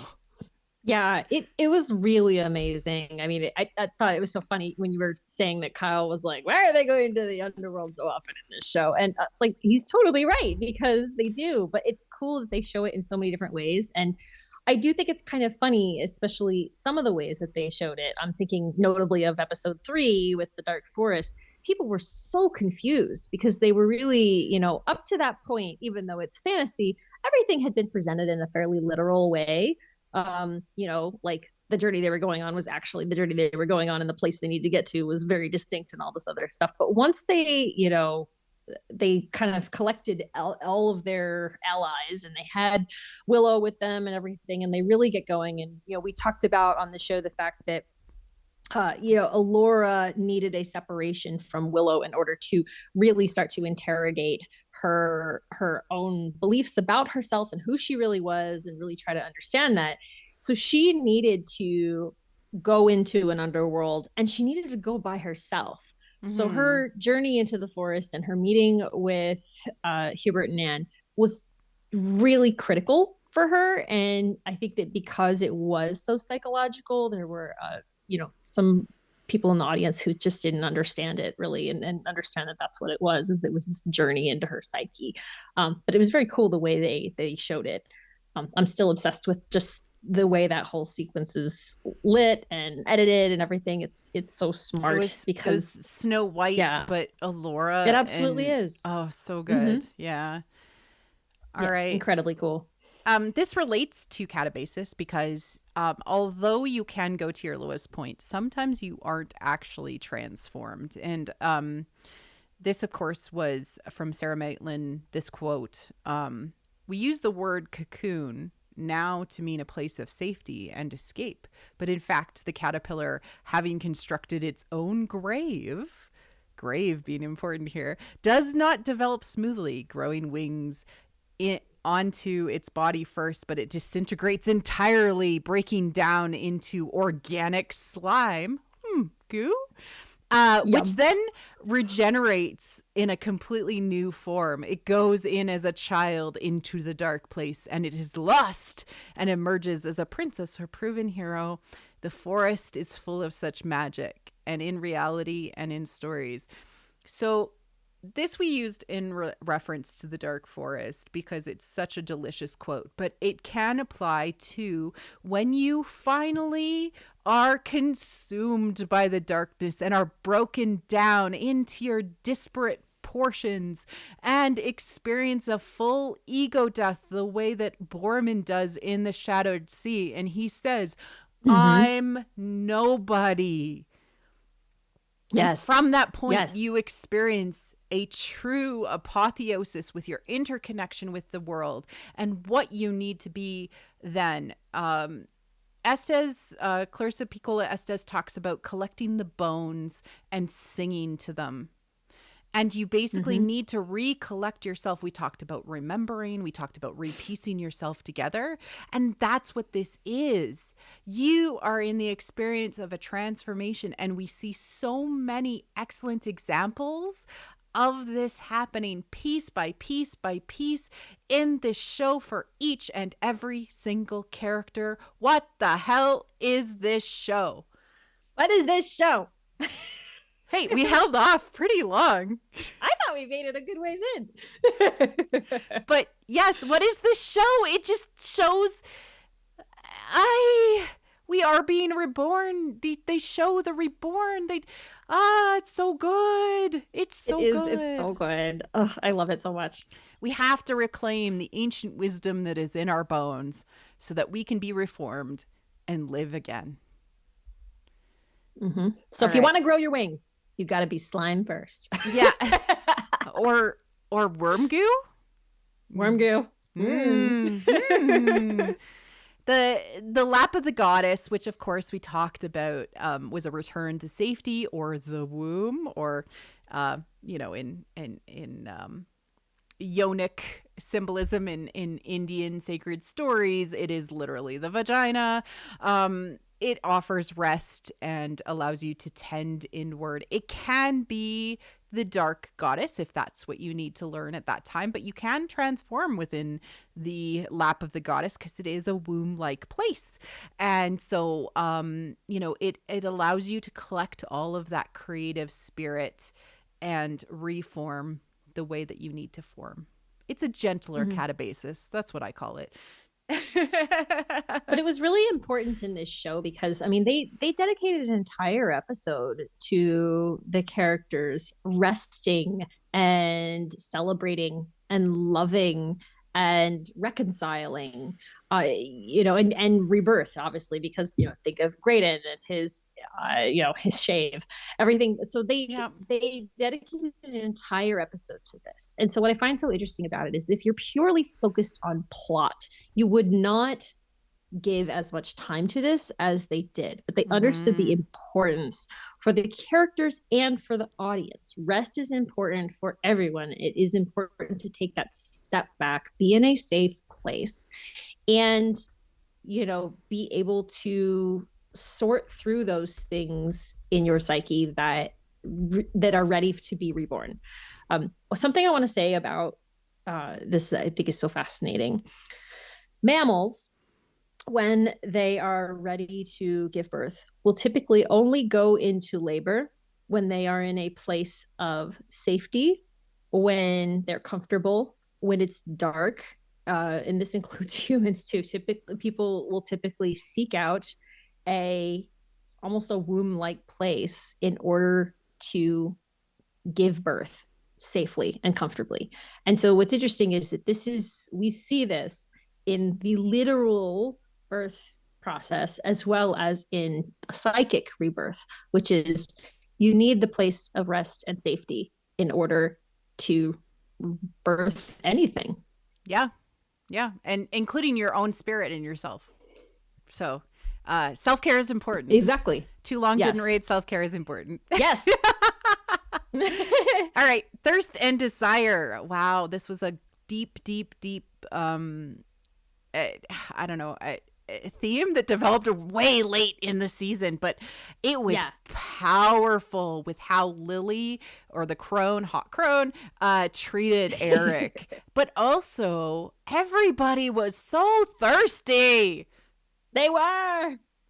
And it ties into desires, and and I feel like because of how late it happened in the season, we're going to be dealing with thirst and desire so much in a second season. In the second season, it's gonna be about balancing what you want with what the world needs, or the libidinous versus idealistic values. Yeah. Thank you, John. Thank you, John Kasdan. Mwah. We love you. We love you. This is great. Do you have any other thoughts on thirst and desire? I just think it's really the fact that they're zeroing in on this is how I know that they're not going to just fall back on the American monolith, duty is everything, please immolate yourself on the altar of the greater good or whatever. So I really appreciate that they're emphasizing that not only is desire not bad, but desire is in fact potentially a source of power. So this goes back to the whole, your darkness is power, your darkness is wisdom, and your desire is as well. Yeah. So, and that's a good thing. Desires are the reason we fight for ourselves and others. So I think you can't be entirely selfless and want to save the world. Like, because you want to save something in the world, a representation, and that is your desire. Really, really important stuff. Yeah. I don't want to get too off topic, but I do want to tie this back because I just happened to last night watch a really amazing anime called Weathering with You. If you have not seen it, I strongly recommend it. It's really, really good. And it actually shares a lot of themes with this show, especially the whole sort of sky goddess thing they have going on. And in that, spoilers, but the whole gist of it is that the character must sacrifice herself to save the world. And her lover decides that he won't, and that he will actually sacrifice the world for her. But this is not characterized as something dark. This is characterized as something beautiful and natural. And in the end, he has to kind of confront that decision because there are real world consequences to him choosing her. But he's told by the sort of the mage of the story, this is just part of the cycle of the world. This destruction that you feel that you cause, that's part of the cycle of the world. It's happened before and it will happen again. It's not on you. Like it's natural, and you helped it happen. So anyway, just recommend watching that. That just like gives me thoughts on the end of the season and what we see. Okay. Right, exactly. Like, because that's the thing is, just like we're saying that Graydon's journey to the underworld is necessary, just like we're talking about, the life cycle, breaking it anywhere in the cycle is bad. It's not just a matter of death overpowering life. It is possible to have, you try to remove death from the scenario. If you remove destruction, then you have no life. It's out of balance. So, and we talk about this all the time, that psychically this means that you have to take certain things in your life and you have to let them end. You have to let them die because it's time to move on. So you can't have the rebirth without the death. So I think that what I'm really excited about in season 2, and I know we'll get to this in our speculation bit, but what I'm really excited about is the idea that they're going to say certain things, it is time to let those go. And given Graydon's conversation with Kit way back in episode 1, where he's like, well, once we're in charge, we don't have to do things the way our parents did. I think that's the direction they're going to take it. They're going to say, like, it's okay to let the old way die. Yep. It is. Yeah. And something is not right with the world right now. And so we have to find a new way. Let's briefly talk about Dark Union. This is our last Mythic inspiration. We went through it and we tried to narrow down to the big Mythic themes and parallels. Dark Union, of course, is the thing that gets in the way of you experiencing an alchemical union. It subsumes the person's power and energy for the co-opter. Marie-Louise von Franz, who is a Jungian writer and psychologist and a Jungian student, wrote about it in all over the place, but primarily in the feminine and fairy tales. In alchemical symbolism, the feminine figure is often first married to the wrong kind of man, and it is a heroic deed to separate the couple. Alchemical union is the cure for dark union. I talked a lot about this in relation to Star Wars. I have named this, although it has existed as long as story has existed. I just think that it's important to understand that when you make a pact with the devil, you are in a dark union. It doesn't have to be just, the feminine being co-opted. It is the power of creation that is being co-opted. It is all of that energy, creation being more femme-coded. That's all. Any other thoughts? No, I love that this is your biggest contribution so far, and I can't wait to see you expand more on it. All right. So with all of this mythos, there's actually another type of mythos that is really, really important to talk about with regards to this story, because John Kasdan has talked about it so much in relation to the things that he has layered in. And so I am joined by Hannah to talk about Cthulhu Mythos. We actually did talk for about 45 minutes as well. And so this episode, the full unabridged version, will be released on Monday. But here is a taste to get you going. Hi, welcome Hannah to What the Force and celebrating Willow. Oh, oh, I'm excited. Thanks for joining me on the show. I'm really, really excited to talk about Willow and the Cthulhu mythos elements. This has been something that I have been wrestling with in my subconscious since the start of the show. And John did that tweet post episode 1 and 2. And I didn't know what to do with myself for weeks. Yeah, and people might know you actually from like Willow Twitter. You've been doing these epic tweet threads explaining different aspects of the show. Stuff that like Missy and I have gone into, but then you back it up with all of the receipts, which I appreciate because then I don't have to do it. And you've also been a super active participant on our Willow channel on the What the Force Discord, which is so fun that you've been so engaged. So thank you for your contributions to the Willow fandom. I think it's just adding to the fun and to the enjoyment and the exploration of these different themes. You know, how these things are inspirational. It's so like, I hate to call back to Star Wars, but this is a Star Wars podcast, but it's very George Lucas to have these deep inspirational things that have inspired John and now, you know, are showing up here as something that is deep and meaningful for the story. Yeah, I agree completely. That's one of the things that I think got me to want to like read even more about this and make threads about it was because he made it so clear that like this rabbit hole goes deep. So all right, so let's dig into H.P. Lovecraft and sort of what he represents from a story perspective, why he's so interesting when you start to dig into him a little bit more in relation to the story of Willow. Yeah. I think I want to start with just reading this quote by H.P. Lovecraft, which actually is really interesting because it's written in Akkadic in episode 8, I believe, at the storybook intro.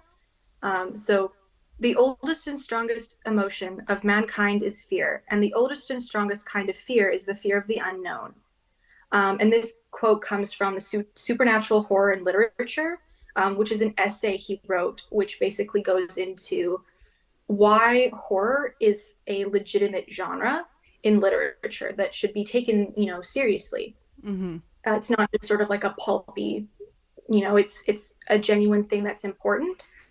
And this whole mythos that it's called now is kind of a genre built around his works, but they were expanded on by other authors.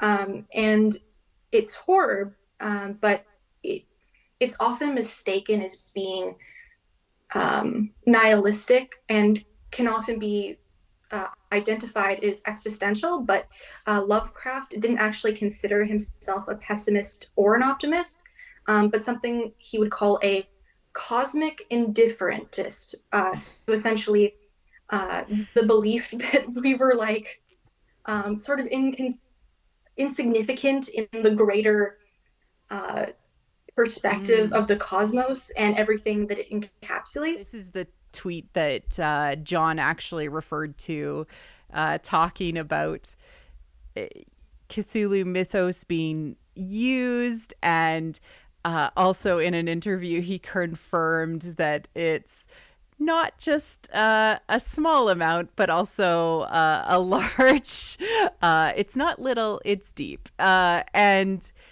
we're going to go into like the smallest piece of the pie to do with it, because like John said, be careful, enter at your own peril, because it leads to ancient places. And quite literally, it could go, like, it goes on and on and on. Go into Hastur the Unspeakable and the King in Yellow. Yes. Let's dive straight in. Okay, so really brief summary. What you'll find often when it comes to Lovecraft and all of the works, whether it's directly from him or a different author, there's the Great Old Ones, the Outer Gods, and occasionally the Elder Gods. And Hastur is what would be a Great Old One. And so it's interesting especially because John included this character as a reference. How do I phrase this? He chose Hastur of all of the mythos, specifically for Graydon, who is a main character and a majorly important one. And I find that so fascinating because Hastur is actually such a small, minute part of Lovecraft, but specifically his work, because he only actually uses Hastur once in any of his own writing, and Hastur is expanded on by other authors. And I think that's really interesting. So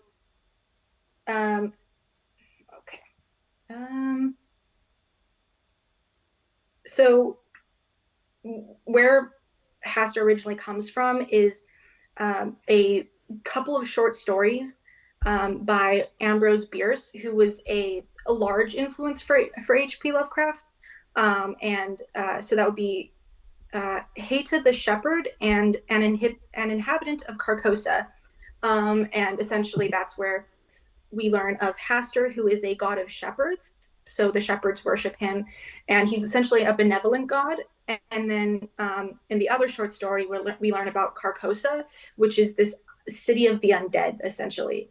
But that's the only works that Ambrose Bierce used these characters or these places in, and it was expanded by Robert W. Chambers in a short story anthology called The King in Yellow.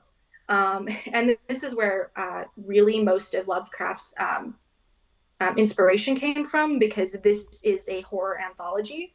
So it's basically all of the short stories revolve around a play called The King in Yellow. And we only get small fragments of it. We never get the whole play. And what they keep saying is that if you read past the second act, like if you read past that point, then you can't just put it aside. You have to finish it. And once you do, you essentially become like bound to it. Like some go insane. It's that like this unknown thing that drives people to insanity that you see so much in this kind of genre. But there's little bits of pieces in context that we get from the excerpts that are in the short stories. So Hastur, Carcosa, the Pallid Mask, the Yellow Sign, that's another big one. What is the Yellow Sign? Is that it's the one that's on the slide right now, which is kind of this like kind of question marky one. And and it looks very similar to what was used for the Order of the Worm as a symbol. It does. And it's just missing one little branchy. It is, and I think that's something that's really cleverly done, because they saw this symbol that existed in the original movie, and then knowing that he wanted to do Hastur and like the King in Yellow as like a point of reference, like taking that and expanding it and specifically making it yellow. I mean, it's like you can't think that it's not clearly like meant to be the Yellow Sign. Like that's what that is. So how does this relate to, I guess, Graydon? Like how do we take what we know from all of these stories and distill it down to what sort of things that they might be pulling from. Because you said Hastur was potentially a benevolent god. Yes, this is the thing that I find really interesting, because in that original piece, the character just is always thanking the god Hastur for, thank you for having my people be next to this specific mountain and this place, and for protecting my sheep, and all of these things. And then in The King in Yellow, essentially, like, Hastur is the King in Yellow. And so there's this city, and it has a royal family, but there's a curse on the city, and there will not be another king until the coming of the King in Yellow. And that's this prophecy that's very consistent. And it's kind of unclear, depends who's writing it, but sometimes this is a prophecy of like, oh, we can't wait for the king to come, and that's going to be a triumphant thing for us, or that is spelling our doom. And in particular, there's a line from the first, at the end of it, the first short story, Repair of Reputations.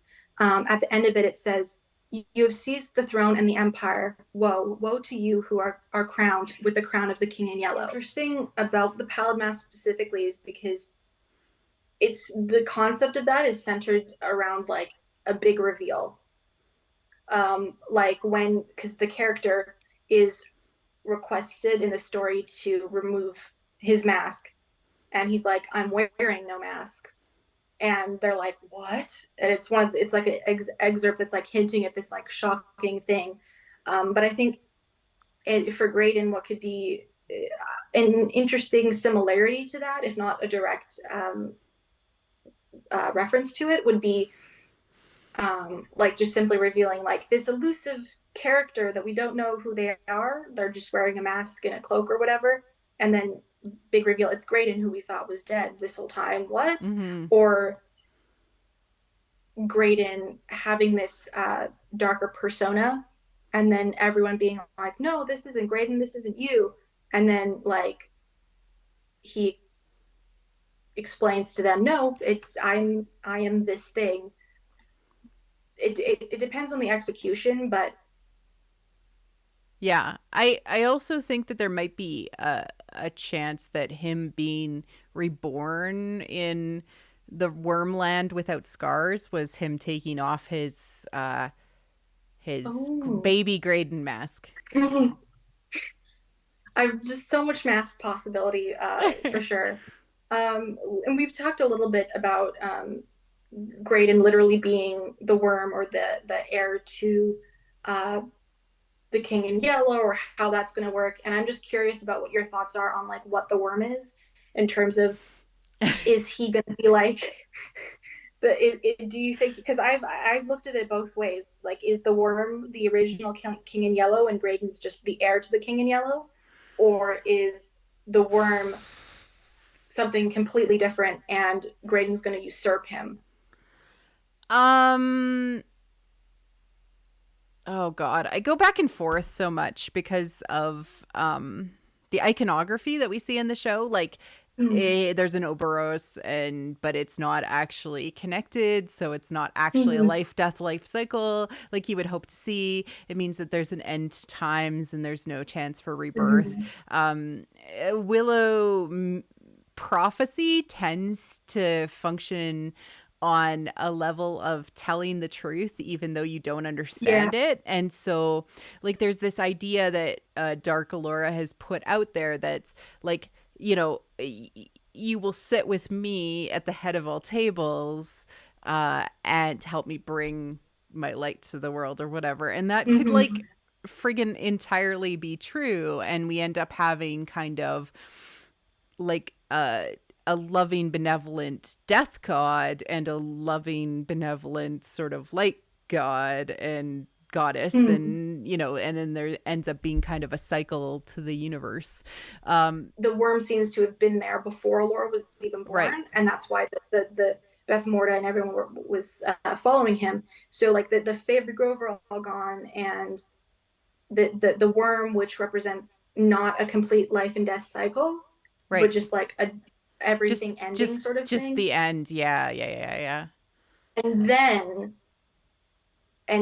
Allura, the embodiment of all life, shows up, and then Graydon, at some point, the embodiment of all potential darkness, also shows up.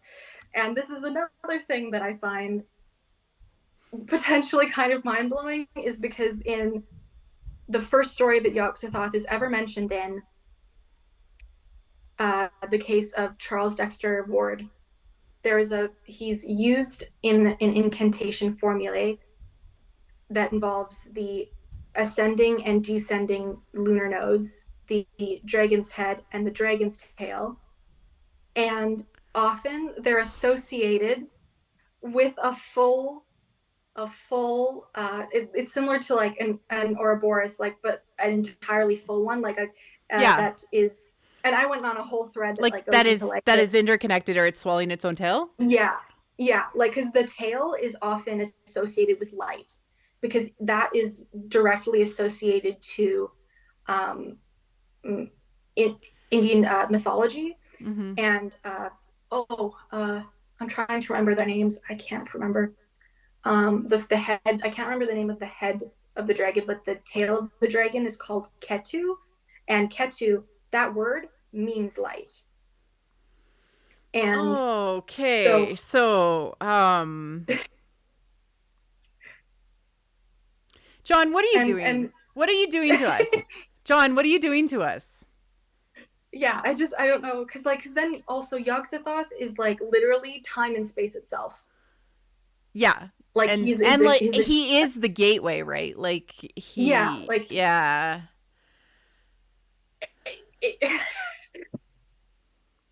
And that's where I'm like, how deep is he going? When he says it goes deep, how deep does he really mean?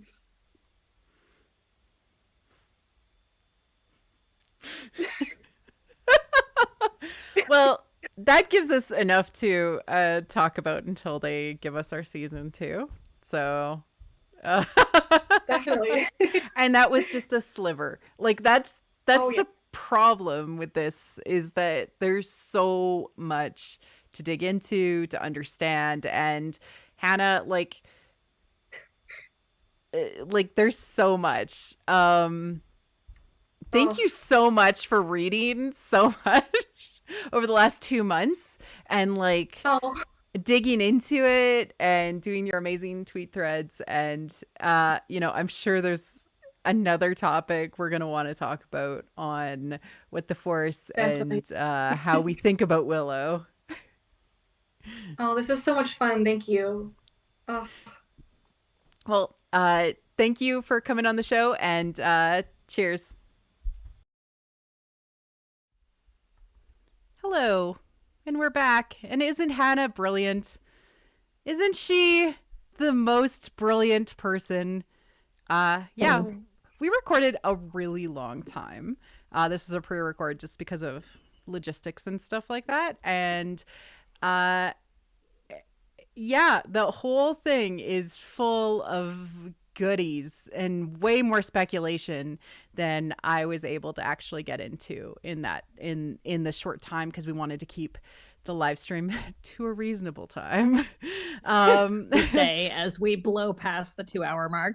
I know. Still, it could have easily been 4 hours long, and I know that a lot of people would have eaten that up, but I have a certain amount of sanity I needed to keep. Yes.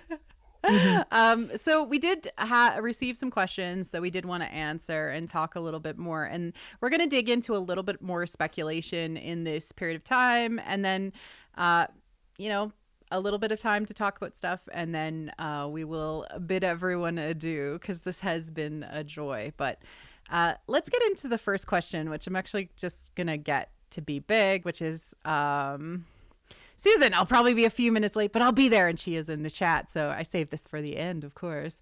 My question is, why do you have faith in the creators that they will craft a good story? I've gotten my hopes up before, and I've been disappointed. Why is it different this time? Missy, do you want to start?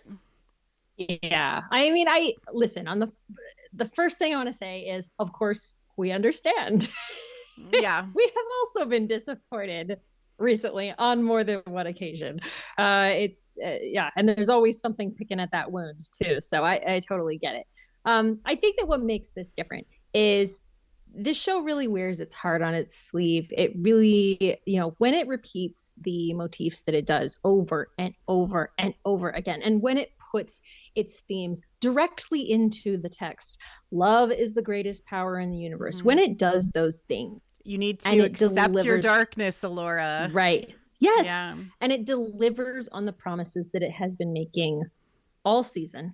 And then after all of that, the creators are also like, yes, that's exactly what we were doing. Yes, in fact, that was exactly it. Yes, that was our intent. Mm-hmm. When they confirm that, yeah, that was all deliberate. I mean, I can't imagine them pulling the rug out from under us after that.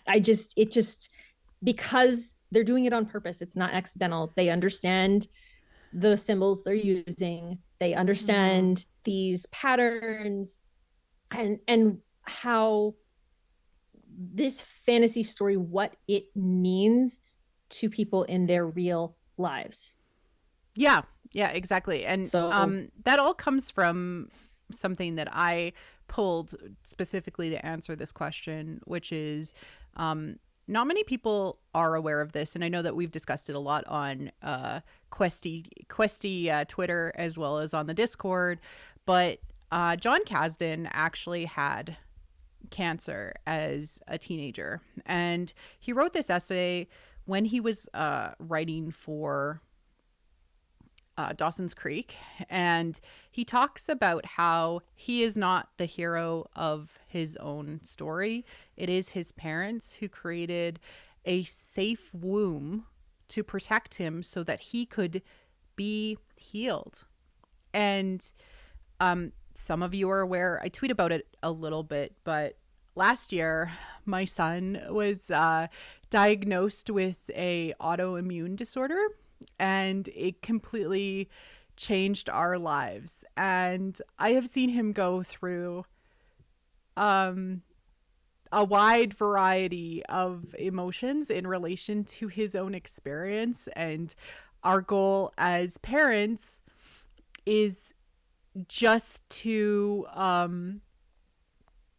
create a safe place that he can still grow and be a normal kid.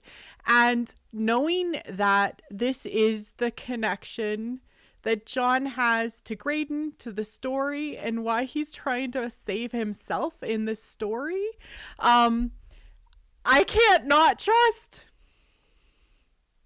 I can't. Like, it is what I needed. This is the story I needed in this moment. And how can you deny somebody who's writing from a place of love? He loves these characters, and he loves the fans. It's very obvious.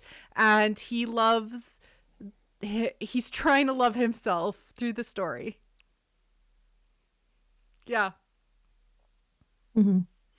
That's where we're at. So this was an important thing to talk about. And hey, a single tear. You got me, John Kasdan. A single tear, and I'm dead inside. So no, I'm not. No, I just don't cry very often. Like, I really don't. And this story has gotten me because it is absolutely the story we as a society need. And it is doing that. It's creating this safe womb for all of us to be reborn through the story, through the seeds the story is giving us. Mm-hmm. It's so important, Yeah. So that's what's going on. Yeah. All right. Well, I know. I'm so glad you shared it. And the only thing that I will say about it is that I was really struck by the shocking similarity of this personal story of John Kasdan's to George Lucas, who also had a near-death experience as an older teen. Mm-hmm. So and if you haven't heard that story, you can listen to the Seek Joy episode, which you should definitely listen to anyway, since it's such a huge theme for this show. But I know that you went into a lot of detail on that, and it just teaches you a lot about the perspective that these creators are coming from. Yeah, and if you're telling your own truth, it's going to resonate with people. It's going to be a valuable story, and it's going to be worth hearing. And that's all I want is creators to be brave and tell their truths through their characters, and it will work. It will resonate, and it will be glorious. Let's dig into the other questions. The top one is from Alia, and I think I saw her actually have to leave the chat. She is like, I'm busy, I gotta go do stuff. But so she's gonna catch this later. But the Discord discussion is helping me understand more and more. Yet, by chance, others are wondering, and I still would like to have more insight, why Graydon will go dark, as mentioned. The show does not lie, and Willow did say he is a good man. And the potential for Allura to go dark as well. A wise person on the Discord mentioned that I want Graydon to go dark and I want Allura to go dark because that'll cause Graydon to see the light and then help her back to the light. If both of you agree, please explain and expand. Okay, that's a complicated question because all of us go dark. Yeah. This is all metaphor. This is a metaphor for our own experience. And yeah, it's when we identify and see a character like Graydon that we see ourselves in, we don't want to see the character go through pain and struggle. I believe that it is important to see the struggle. It is important to see the dark. It is important to see the hard. But it also will be done with care and with love. And we know, based on what they did in the first season, they will come through it. And knowing that allows us to be okay with it and know we're experiencing a transformation as they're experiencing the transformation. Yeah. And the fact that even after the events of episode 4, not only did they still send Graydon to the underworld at the end of the season, but so much more has been teased about his further, I guess, the details of the House of Hastur and everything. And so we know there's so much more darkness to explore this. So the fact that they have done that, even after everything that happened with the Lich possession and everything, and seeing him gain a beastly skin for that episode and everything, even after all of that, they're still going to dive deeper into it. And so the fact that they're going to do that, and yet to the point in the question, you have Willow saying, you're a good man, or you're going to be a good man. And, and what he says to Allura about how you make me a better man and everything, like this is how we know they're going to fully explore that darkness completely and totally. They are not going to leave it undone.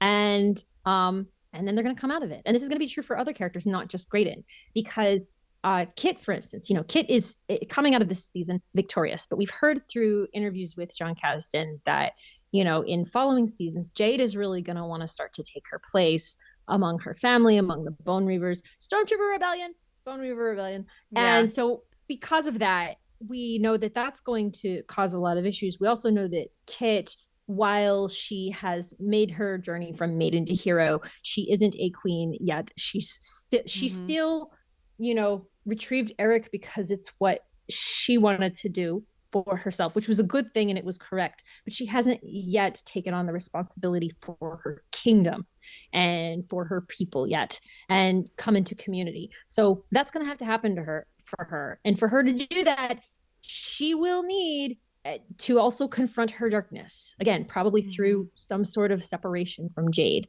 and more. So I think this is the point, is that they've set up all of these characters to have additional journeys into the dark, probably deeper into all of them than they have gone thus far. All of them have to go to the dark, actually. They have to. Yeah, so they have to. It's not just going to be Graydon. Graydon is probably going to be the most extreme metaphoric example, and will actually probably be a villain for a period of time. But I have no doubt that he will be healed and remembered as who he wants to be, and it will be healing for all of us to experience it, because we love Graydon like we love ourselves. Yep. Yeah. So the next question is from Dark Phoenix Jade Jedi, I think 084. Even though Kit pulled Eric from the dark, do you think that there's still some lingering darkness in him, especially since he's been in the Immemorial City for so long and had taken the Crone's evil into himself? Okay. So this is an interesting question. He still had sort of facial scarring or things going on from his experience as being possessed on one side of his face. I think this might be a future struggle for him. Yeah. Well, and out of everyone, even though he had this dark turn, in the first season, he's the one who has made the least progress on his journey. So he's got a lot to go, a lot to deal with. He was saved from without by his sister, but he has not yet, saved himself, so to speak. He hasn't yet gone through the transformation that he needs to go through in order to, continue on his journey. So yeah, he's got a lot to do, and I would expect him to still have more darkness. And as we said just a minute ago, anytime a character confronts their darkness, it's still clear that there are additional consequences that they need to deal with and depths that they need to go to. They can always go deeper. So I would fully expect we see more from Eric. I hope we do. I hope we do too. It would be really great. Have you been given the thought that this is from Esther, getting Graydon was always the Worm's goal?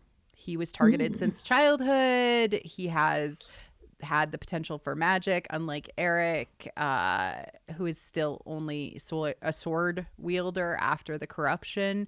Now Graydon has some formal training and conviction to master spells. Once the Worm places the idea in his head that he would be joining as the only way to save Allura from her fate, presumably sacrificing himself to save the world, Gray would be swayed to become a great threat to the gang. I hope Allura smooches him for real. P.S. I hope Allura smooches him for real, and when in his corrupted form, so that there's another iteration of Death and the Maiden in the show. Yes, Esther. Okay. I think that the Worm is a polycule and likes lots of people to join in Dark Union. No, I actually think that Graydon was always an option. Probably. Yeah. Yeah. Yeah. It's hard to say whether the Worm was targeting Graydon specifically. I think that, to your point, the Worm's targeting everyone that gives it an opening. Literally, the Worm tried to convince Allura. The Worm tried to convince Kit. The Worm's gonna try to convince anybody, because the Worm is the darkness. Hey, the Worm is the dark side. You want to give it? Susceptible. Yes, I will accept you into the Order of the Worm. Yep. Yeah, of course. No, and maybe Graydon was potentially on the list, but Eric and Kit, being the blood of Bav Morda, were just an easy get, maybe. Yeah. I don't know 100% of how this will play out. I actually think that it'll depend on what the Haster secret is, what is going on in Galadorn, what the Galadorn shadow is, right? Yeah. Like if the Galadorn shadow involves making pacts with evil creatures all the time, yes, or to try and do the quick and easy path to success and protection and things like that. Haster and Graydon, to the Cthulhu mythos idea, could be a third party, not the worm. Yeah. Right? So it sort of depends on what that Galadornian shadow is, if that makes sense. Yeah. And this is a good segue into actual speculation for next season, because one of my biggest things is, especially since they showed Galadorn on the map, I think there's I can pop that up. Do you want to see it real quick? Show the map. Show the map. Oh, yeah. Yes. Yeah. Let's see the map. Okay, all right. Good. We're watching the map. Okay, good. No, that's good. And I love that you got this, by the way, because I'm sure most people know they took it down. But we have a copy. So I stole it and I took out the clips. Well done. So exactly. Mm-hmm. And so so what were you saying about Galadorn? Not to distract you. So what I'm saying is but like, because a few factors. So first of all, we know we're going to have to go into more of the history of the House of Pastor. That's going to have to happen. It's also been teased both in and out of world, so we know that's going to happen. Then you have the fact that we know something's up with his parents and everything, and they were, his father especially was kind of like, you must bring me an heir or whatever. And so because of this, I think it's likely they're going to go to Galadorn probably fairly early in next season. I wouldn't be surprised if there's something like, well, you took my only remaining heir away from me, so now you must, come and serve me or something. I don't know, something like that, right? Like maybe Kit or whatever has to go to Galadorn to serve or something. There's any number of possibilities, but I think they're going to have to go to Galadorn, and I think that's where they're going to learn more of the secrets and the history. Maybe they might begin to learn of Graydon's actual fate. Maybe at that point he will be further allied with the worm and will be doing villainous things. I'm not sure, but I definitely think for sure a lot of the action will be kicked off by traveling to Galadorn, I would expect. Exactly. Yeah. And, more history. There's some really cool things that people have been noticing about the Galadorian costumes. I look forward to other people digging deep into the analysis and showing all of that. But, like there's sort of like a tentacle motif to the crowns. And then there's sort of scales on one of Graydon's costumes. So that's kind of cool, too. And fitting the whole motif of the worm. Serpents and the worm.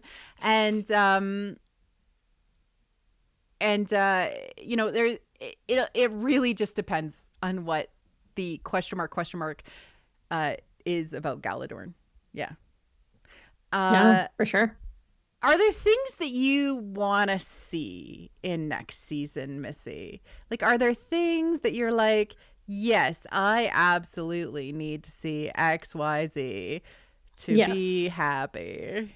I have for sure. I kind of have a list. I probably don't have it as organized as you do, but I do have a list. I think with the understanding that next season is going to be, in John Kaz's words, things going really badly. Like we know that there's going to be disaster. It is the chapter two of the 3-chapter story. So yeah, he even referred to Empire Strikes Back. So he did. He's thinking about these 3 volumes, books, manuscripts, like the original trilogy.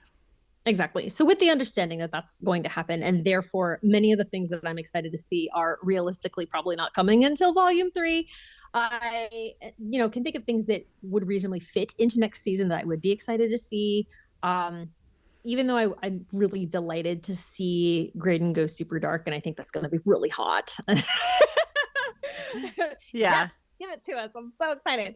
At the same time, I want to see more tender moments between him and Alora. And specifically, I want to see Alora begin to very obviously return his feelings. Because as I've said before, I really think she hasn't fallen as hard as he has. And I'm looking forward to seeing her. Yes, pining, but specifically getting to the point where she is willing to burn it all down for him, because those are my favorite Search for the Lost Husband stories, is where the bride is just like, oh, I'm gonna take you out. Like, I love, as I said, Tamlin. In Tamlin, she clings to him as he turns from one beast to another with claws. He's making her bleed. She's at one point he turns into a burning hot coal, and she clings to him even as he burns her. And also, so like, it gets intense. And all of the other Search for the Lost Husband stories, they get pretty intense too. I mean, like these brides have to do some really crazy things, and so I want to see her reach that point where there is nothing that she will stop at to recover him. So I'm very excited about that. We talked about lost husband stories often having some sort of shared dream or shared safe space that they go to, kind of like the Forspawn. I absolutely need that in some way. And if they could physically touch in that space, that would be so good. Yes. Give it to us. We need it. Yes. So I'm with you. Yeah, Forspawn. And then the other big one I want for season 2 is there's several, but like another big one that I would like for season 2 is while I really liked Tanthamore's story in this season, it was very like kind of sweet overall. And so I am still looking forward to more angst from them. I definitely want to see more of a last spouse story of some kind with the two of them. I want to see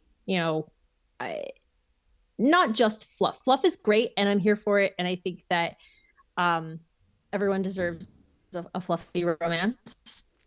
And so, I think there should be plenty of that. And at the same time, I want to see them work for it just as hard as Grey Laura. I'm excited for that, and for Tanthamore. I think that there's a level of open plot concepts that are ripe for the picking, like the fact that they are literally enemies to lovers, even though they didn't know that. So you're right. Actually, no, you're right.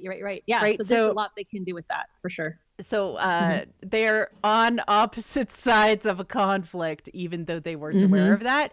But Jade has fully accepted her past and who she comes from and loves Scorpia. So that's going to cause conflict, right? Yeah, for sure. And being who they want to be versus who people expect them to be will cause conflict and will be food for writing. It's good. Yes. From an Allura perspective, I want to see her burn some muffins. I want to see her lose her shit that Graydon is still alive. And be like upset, mad. I want all the gritty, messy emotions. And that burned other people's muffins. And again, like making it other people's problems drills down the metaphor more. Yes. Yeah. Well, and she's the goddess, she's the empress, so if she has a tantrum, the effects should be catastrophic. So I would like to see it. I think it could be really fun. Definitely. I like the idea that was proposed about her going dark kind of in response to what happened to Graydon. I would certainly be here for that. I know that a lot of us were very excited for the idea of like Rey going dark and that being sort of, Ben's impetus for returning to the light. So anything like that would be great. I love it. And then just in general, I just want to see a lot more exploration of other characters' darkness. I also want to see more of the older characters. I want to make sure we're not only spending time with our maidens and young heroes. I want to make sure that we get a lot more Willow. I understood why there wasn't as much dynamism and movement for him in this season, but I would love to see obviously a lot more. I think that John Kasdan has teased there being a lot more related to Mims in the next season, which I would be super excited for because she's very cool and they could do all kinds of really neat things with her. So I would love that. And then Sorsha, I think there's still a lot of room to do more with Sorsha. Mad Mardigan. So I would love to see that. Mad Mardigan, of course. I don't know what's going to happen with Val. Hopefully we can get him back. Fingers crossed. But I would love to see some with him. I want Jade to explore more of her, heritage and understanding that, but not like in a painful way, but like in an exploration of joy kind of way, because the Bone Reavers are really cool. They were. And also like taking on a leadership role within the world, right? So when you're heading towards sort of apocalyptic event, there's going to be a bit of gathering of allies that you have come across before. And I feel like Jade, being such a calm and steady person within the team, would be like such an important like add to the story to bring people together in that way. I tweeted about this, actually. This is a Graydon thing, Graydon history. I want more Graydon history, but I tweeted about his ring being like, oh, I just thought of something. And then I messaged you, and I wanted to talk about it on the live stream because people were asking, like, Marie Claire, what are you doing? What are you just randomly tweeting about Graydon's ring? Just love pain for some reason. Okay, so there are two rings. One is on Graydon's finger, which represents leadership, and one is on a necklace around his neck. Both rings are considered to be poisoner rings, which open, right? I don't know that they are poisoner rings inside of the world of Willow, but they open, and I think it was Tony that said it contains something. Yeah, so it contains something. So effectively, by putting it on a necklace and putting it around your neck, it is a locket, which is symbolically your inner heart. We've already talked about how the ring on his necklace is his hero's heart, but this is his inner heart. And so if they exchange rings, or he gives Alora one of the rings, they have a little piece of each other, potentially, especially if maybe he put her hair in the locket. Yeah, that just broke me, because then it's like a full yin yang. Yes. In some way. And like there's a little piece of me and you, and there's a little piece of you and me, and that's just symbolically like epic. I know. I love it. And anything associated with the hair symbolism, I'm absolutely here for. I love it. I love the idea of like, at some point during the ritual of the 13th night, that he squirreled away some of that hair for himself. Yeah. Oh, you know, like, oh, I just love it. So I think they could do so much cool stuff with that. I really love it. I just, honestly, anything that's balls to the wall romantic, I'm here for. Please give it to me. I want it. So yeah, I want angst. I want high emotion. I want things. I want the macro and the micro to continue, that sort of like, you know, the things that are happening to the characters. I want more life, death, life, although they might spread out the catabasis symbolism, so it's not happening so quickly in the second season, because things tend to slow down with these ideas. Yeah. I want all of that. So and good. Scorpia. I want more Scorpia. Oh, Scorpia, yeah. Especially because, you know, as we said back in episode 6, that she has made the transition to king now. And so I would like to see her king phase. I will warn everyone that if they keep her on this trajectory, and given her relationship with Jade and the journey that Jade's going to have to go on, and blah, blah, blah, blah, blah. She's going to symbolically die. She's going to symbolically die because Jade will have to take her place. That is the journey of the king. The king journeys into death and becomes the crown. So that is where she would go. And then that would leave Jade without any mentor figures left, and have to step into a leadership role herself with the Bone Reavers. So that is logically where they're gonna go. So yeah, and it's so funny because about Borman in that situation, with the exception of like, hey, we would really like to see these things, we're not really speculating. Like, I just want to be clear. No, like, we're reading telling this, you what the story is saying.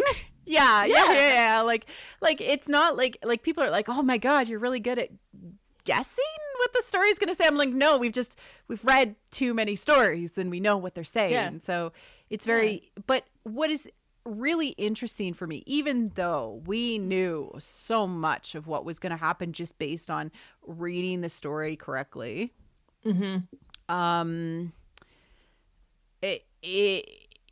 is that we were really right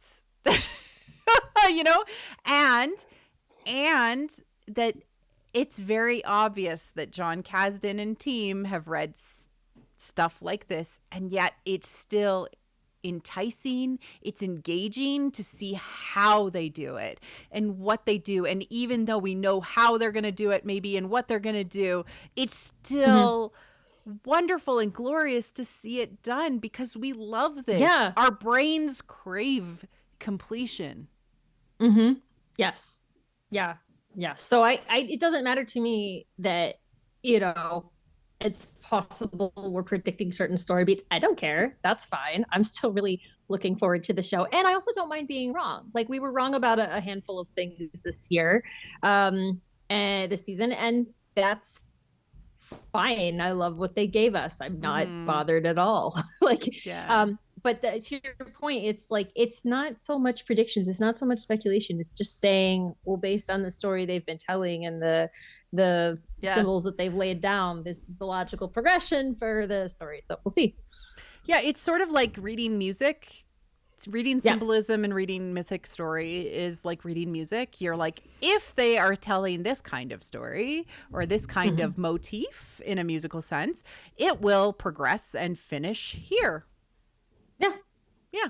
Just because we're so familiar with these themes, motifs, and mythic arcs.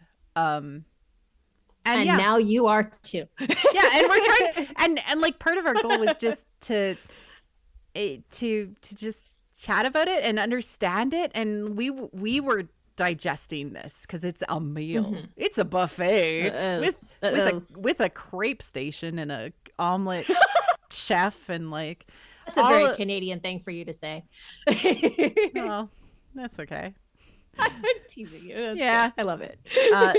But no, it's given us the whole gamut of, and it benefits on rewatch, right? So like if you're like, hey, I just watched this live stream and now I want to rewatch it to catch all of the things that Missy and MC were talking about, go ahead. It's great.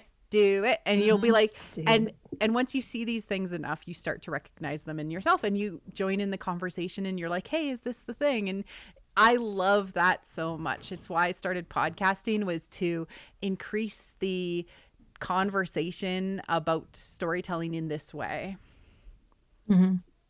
Yeah. It's been so fun.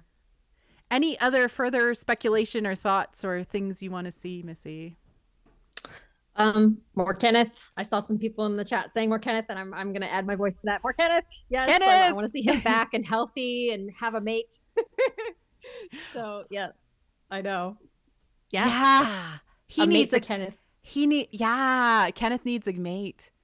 What if Kenneth's a girl?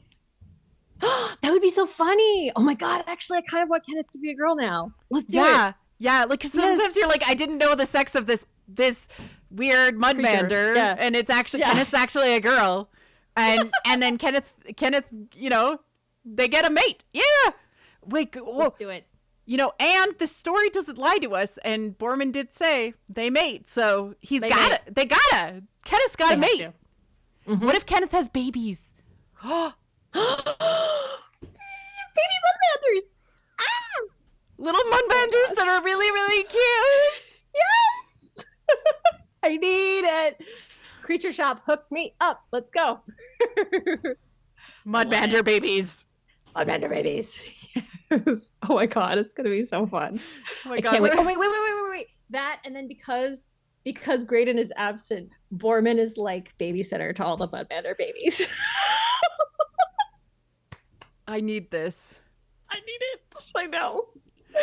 Oh my God. So fun. Oh my God. I love this so much. I know, right? All right. To all the questies that have come along on following Willow, there's going to be more.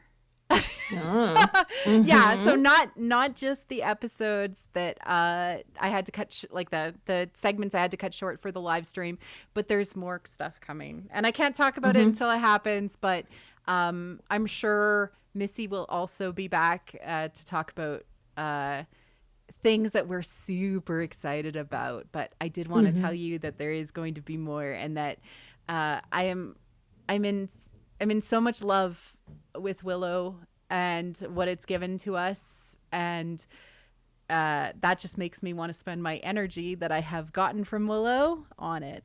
So, yeah. Yay. Yes.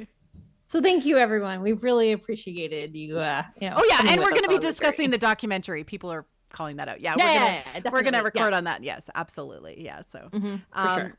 Much love to everybody who has come along on this journey for the show. Season 2, Renew Willow.